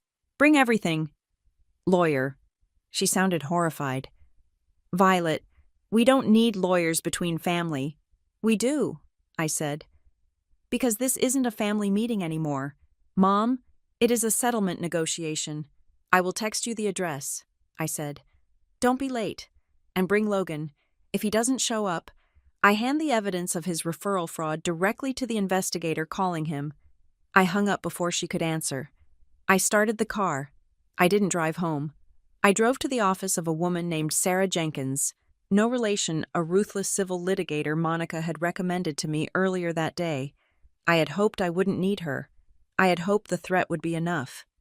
But as I drove through the city, watching the lights blur past, I realized that threats only work on people who have something left to lose. My parents had lost their money, their judgment, and their morals. All they had left was their desperation. And desperation is dangerous. I parked the Porsche. I walked into the building. I wasn't the daughter anymore. I wasn't the sister. I was the plaintiff. I sat in the office of Sarah Jenkins, no relation. Just a grim coincidence of naming, and stared at the document on the mahogany desk. It was an identity theft affidavit. It was a standard government form, 5 pages of boxes and lines, but it felt heavier than a brick. Sarah was a woman who spoke in periods, not question marks. She was a civil litigator who specialized in family financial disputes, which meant she had seen the ugliest sides of human nature. "It is a binary choice, Violet," Sarah said, tapping her pen against the paper.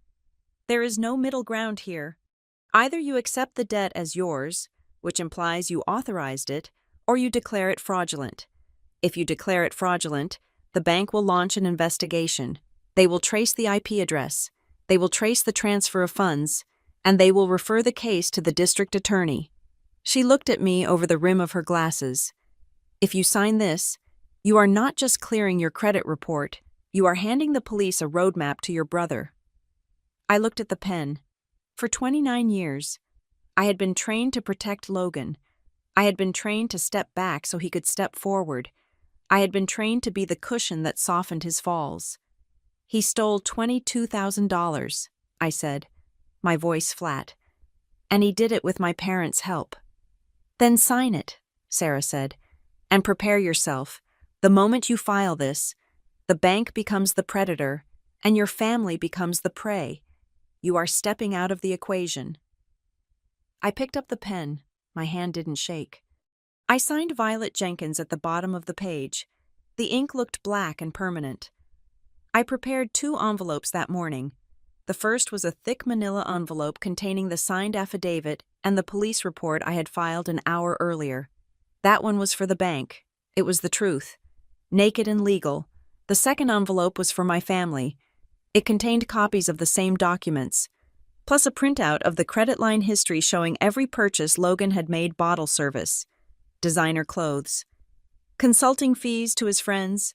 This was also the truth, but it was the kind of truth that acted as a mirror. Before I met them, I stopped by Monica's office. I needed to hear a voice that wasn't asking me for money. Monica saw the look on my face, the hollow, haunted look of someone who had just crossed a moral event horizon. "You feel guilty," she stated. It wasn't a question. "I am about to send my brother to court," I said. "Maybe prison. My parents are going to lose their minds." Monica stood up and walked around her desk. She put a hand on my shoulder.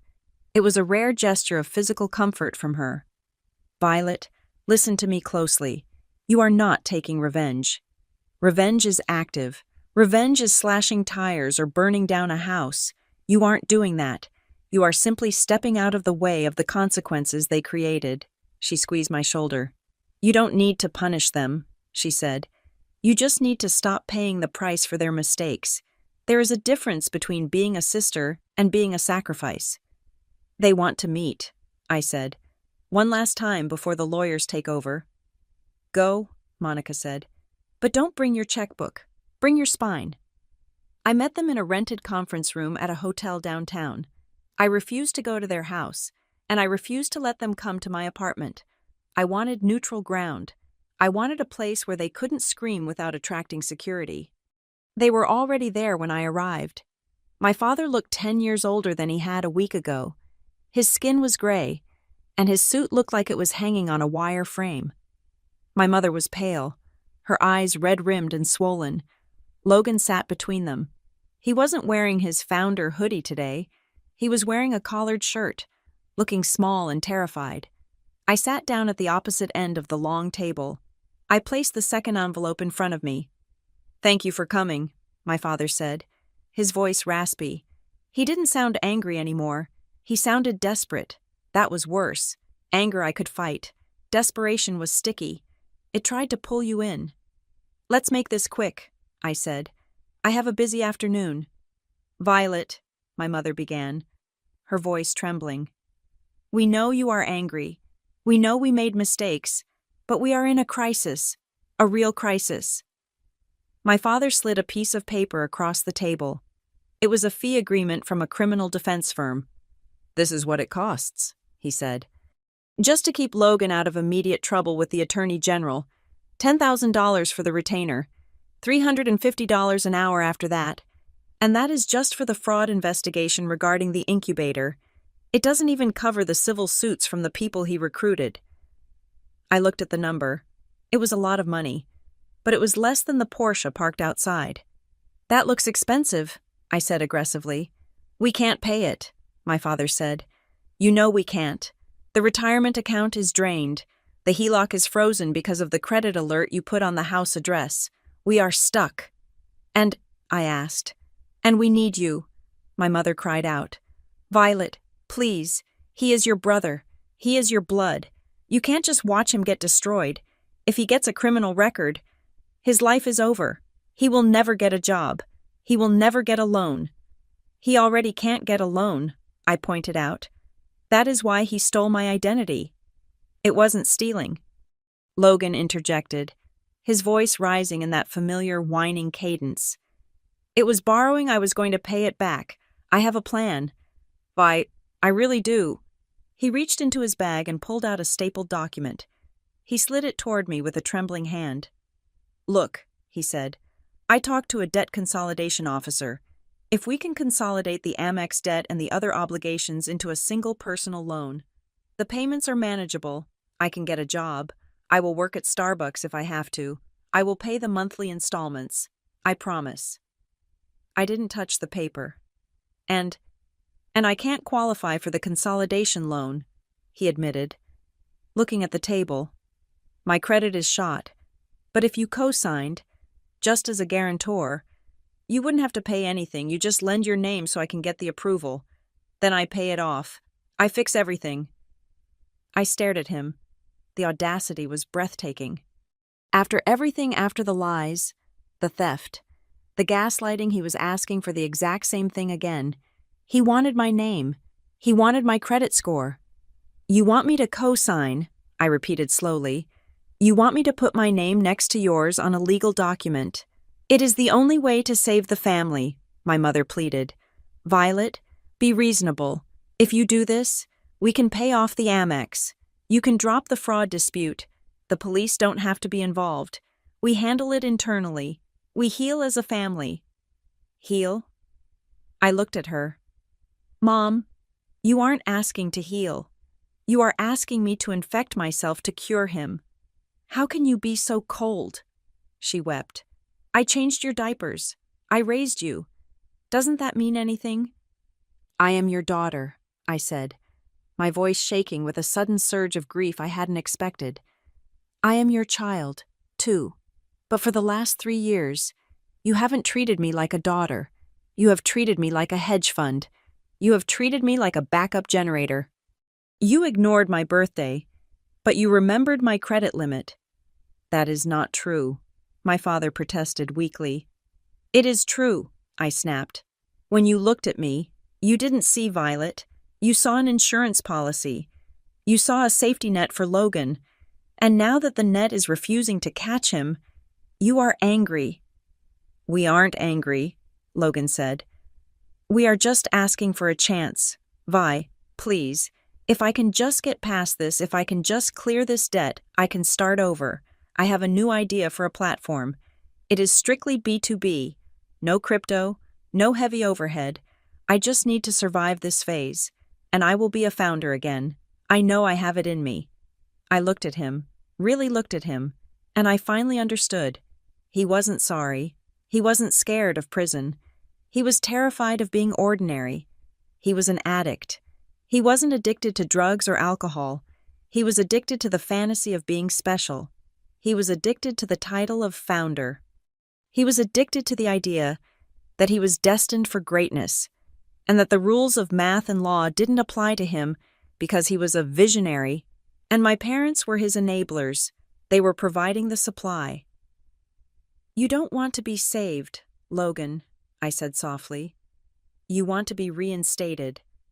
"I am an entrepreneur," he insisted, his eyes wild. "It is who I am." "No," I said. "You are unemployed, and you are a thief."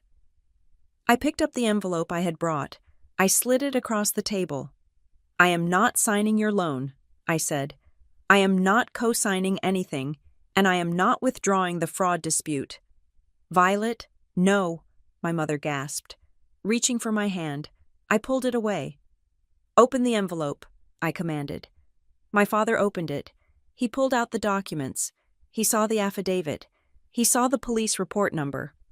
"You went to the police," he whispered, The color drained from his face completely.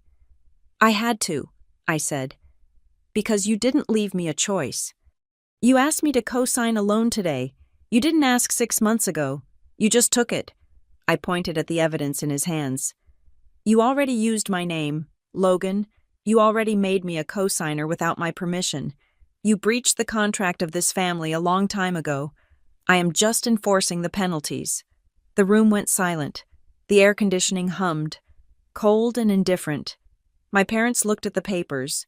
They looked at the timeline of the purchases I had included, bottle service, ski trips, designer sneakers. They saw, in black and white, what their retirement money and my stolen credit had actually bought. It hadn't bought a company. It hadn't bought software. It had bought an illusion. He lied to us, my father whispered, looking at Logan. You said the money was for servers. You said it was for developers. I had to network, Logan stammered, shrinking in his seat. You have to look successful to be successful. My mother put her head in her hands and began to sob.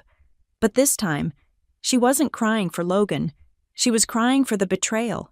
She was crying because she finally realized that the golden boy was just gold-plated lead. I am done, I said, standing up. I am done being the bank. I am done being the shield. Violet, wait, my father said. He didn't demand. He didn't shout. He sounded broken. What happens now? Now, I said. We deal with reality. I looked at Logan. You need a lawyer, a real one, and you need to stop talking about startups and start thinking about plea deals. I looked at my parents. And you need to stop enabling him. If you give him another dime, if you mortgage the house to save him, you will lose everything, and I won't be there to bail you out. Tomorrow, I said, checking my watch. 10 a.m., my lawyer's office, Sarah Jenkins. I will have a document prepared. It outlines the conditions under which I will agree not to press for the maximum damages in civil court. I can't stop the criminal investigation that is out of my hands, but I can control whether I sue you for the equity in your home to recover my losses. Sue us, my mother whispered, horrified. I hope I don't have to, I said. But that depends on you. Bring the financial records, I said. All of them. No more secrets, no more plans, just the numbers. I walked to the door. Violet, Logan called out. I can fix this. I just need time. I turned back. He still didn't get it. He was drowning, and he was still trying to sell me water. You don't have time, Logan, I said. You have an indictment. I walked out of the conference room. I walked through the hotel lobby, past the tourists and the business travelers. I walked out into the cool Chicago air. I didn't feel happy. I didn't feel triumphant. My heart hurt. My family was collapsing in real time, imploding under the weight of their own lies. But as I walked toward my car, I realized something. I wasn't collapsing with them. I was standing on solid ground. I had built my life on bedrock, on work, on truth, on reality. They had built theirs on sand, and for the first time in 29 years, I wasn't jumping into the quicksand to save them. I was standing on the shore, watching. It was the hardest thing I had ever done, but it was the only thing that could save me. Tomorrow, I whispered to myself. Tomorrow we close the account. The conference room in Sarah Jenkins's law office was soundproof, but the silence inside was loud enough to shatter glass.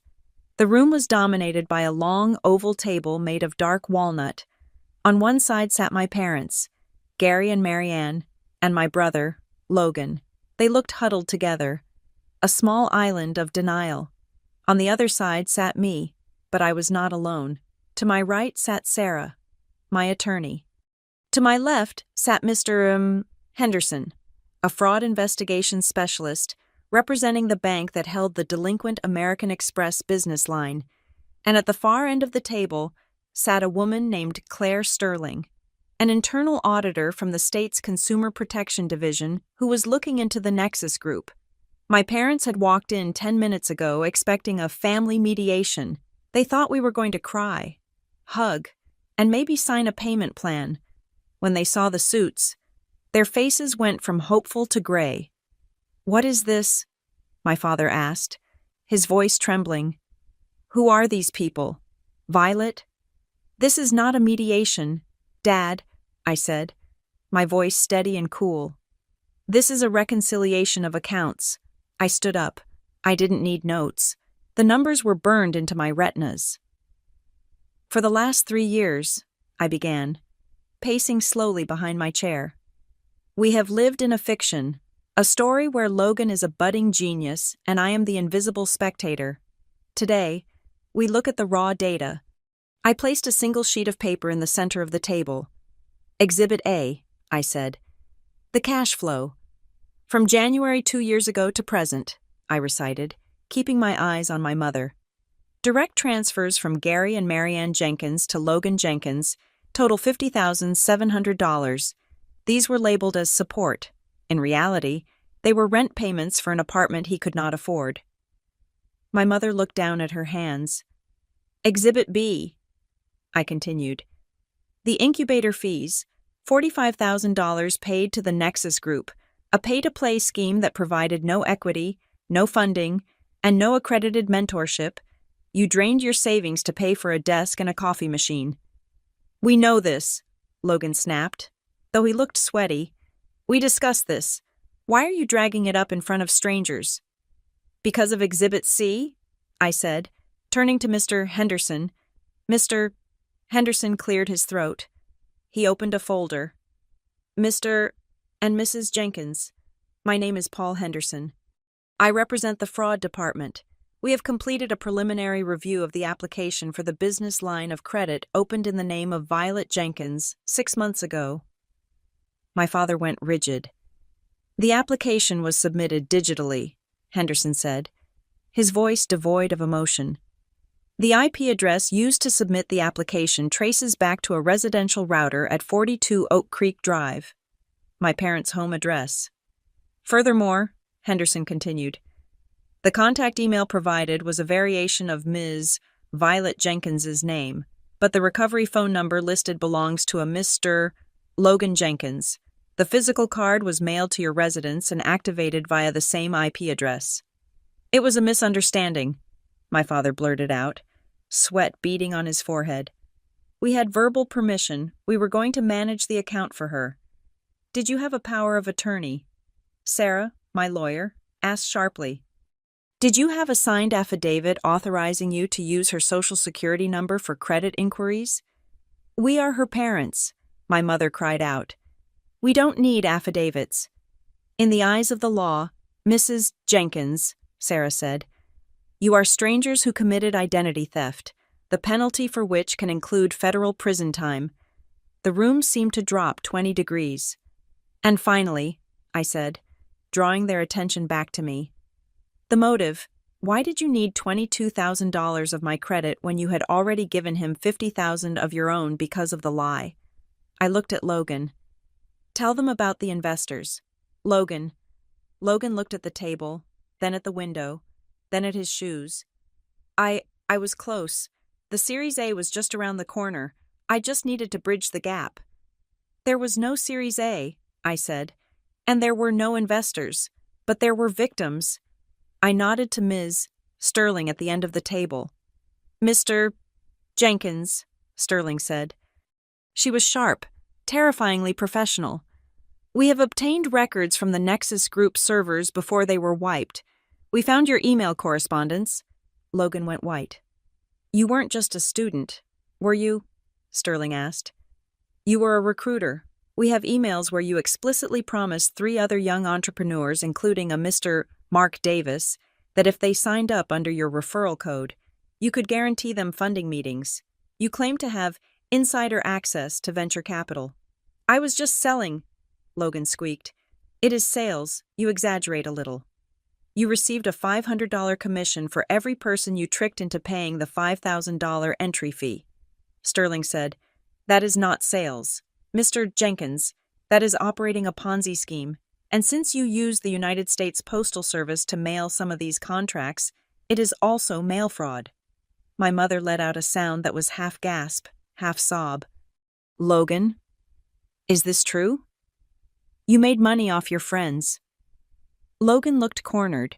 He looked at me with pure hatred. "You did this," he hissed. "You dug this up. You want to see me in jail. You are jealous because I have charisma, and you are just a calculator." "I am not jealous," I said quietly. "I am exhausted." "She wants to push her brother into prison," my father shouted, standing up, his face purple. "Is that what you want, Violet? You want to see your baby brother in handcuffs. You want to destroy this family over money." "I am not the one who destroyed this family." "Dad," I said, "you did. When you decided that his fantasy was worth more than my reality, you mortgaged your future. You stole my identity, and you turned your son into a criminal because you couldn't bear to tell him no." "So what do you want?" My mother wept. "Do you want blood?" "No," I said. "I want a divorce." "What?" she whispered. "I want a divorce from this dynamic," I said. "I want to be released from the role of the safety net." I slid a final document across the table. It was thick, stapled, and drafted by Sarah. "This is a settlement agreement," I said. "It has 3 conditions. If you sign it, I will not press civil charges for the identity theft, and I will ask the bank to consider a repayment plan rather than immediate prosecution, though I cannot control what the state investigator does regarding the incubator." My father looked at the papers. "What are the conditions?" "1," I said. "You, Gary, and Marianne will sign a notarized statement acknowledging the debt is yours and Logan's, releasing me from any liability.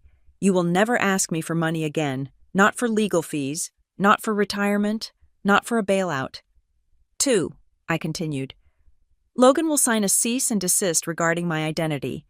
He will surrender all administrative access to any accounts using the family name, and he will agree to a credit freeze that only I can unlock for the next 7 years. "And 3, my father asked, his voice hollow. 3, I said. "You stop the drip. You agree to terminate all automatic transfers to Logan. No more rent, no more allowance. If you want to give him money, you can. But it has to be reported to the bankruptcy court you are likely about to face. You have to stop feeding the delusion." "You are cutting him off," my mother sobbed. "He will be homeless. He can't survive out there. He is 26 years old." "Mom," I said. "He will survive, or he won't, but I won't be the one paying for his failures anymore." "I won't sign it," Logan said, crossing his arms. "I am not signing away my rights. I am a founder. I have prospects." "You don't have prospects." "Logan," I said. "You have an investigation file number." I looked at my watch. "You have 5 minutes," I said. "If you don't sign, Mr. Henderson files the official police report for identity theft at 10:30, and I file a civil suit for damages against Mom and Dad's house equity at 10:31. The silence returned. It was heavy, suffocating. My father looked at the bank representative. He looked at the state investigator. He looked at me. He realized, finally, that the family meeting power dynamic had shifted forever. He wasn't the patriarch anymore. He was a defendant. He picked up the pen. His hand was shaking so badly he could barely hold it. "Sign it, Logan," my father whispered. "Dad," Logan looked shocked. "Sign it," my father roared, slamming his hand on the table. "Do you see what is happening? It is over. The game is over." Logan flinched. He grabbed the pen. He signed. My mother signed, weeping silently onto the mahogany. My father signed last. Sarah took the documents. She checked the signatures. She nodded to me. "It is done," she said. But it wasn't quite done. There was one last knot to untie. Logan stood up. He looked at me, his eyes wet with tears of rage and humiliation. "You think you won," he spat. "You think you are so smart, but you don't know anything. I had investors. Violet. Real ones. They were just waiting for the market to turn. I was building something." "Stop it," I said. "Just stop lying. The papers are signed. There is no one left to impress." "I am not lying," he screamed. "Logan," I said, my voice soft. Who were they? Name one. Name one single investor who wasn't Mom, Dad, or a friend you tricked. He opened his mouth. He closed it. He looked at our parents, who were watching him with a desperate, heartbreaking hope that maybe, just maybe, I was wrong. But he couldn't do it. The silence stretched out, agonizing and absolute.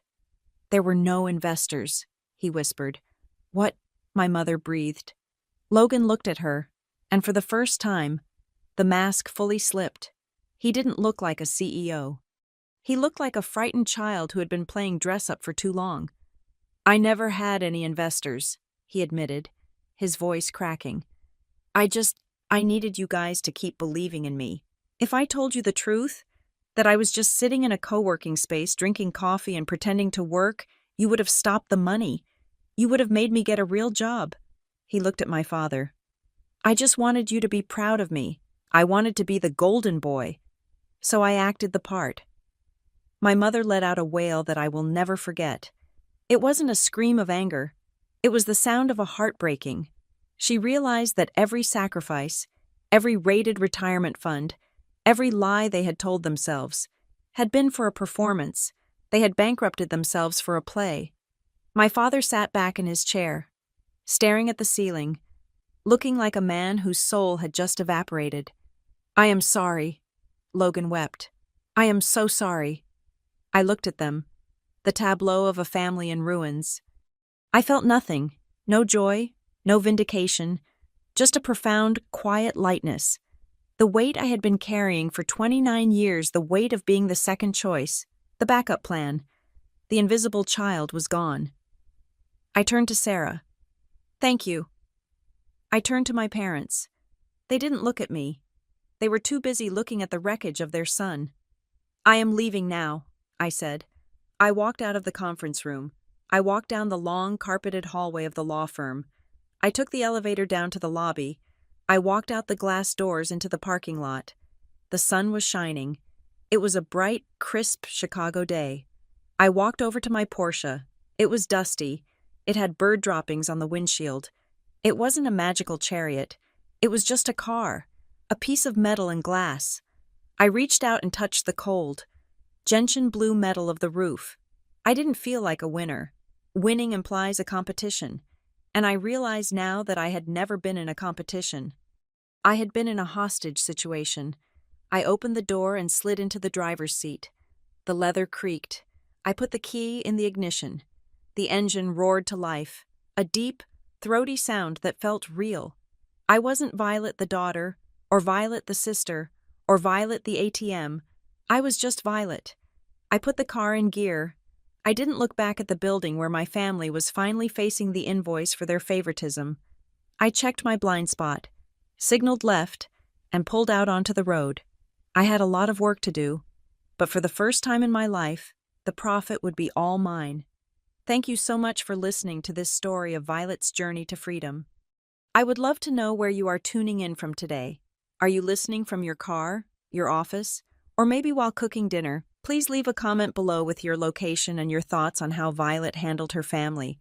And don't forget to subscribe to Maya Revenge Stories, like the video, and hit that hype button so we can share this story with even more people.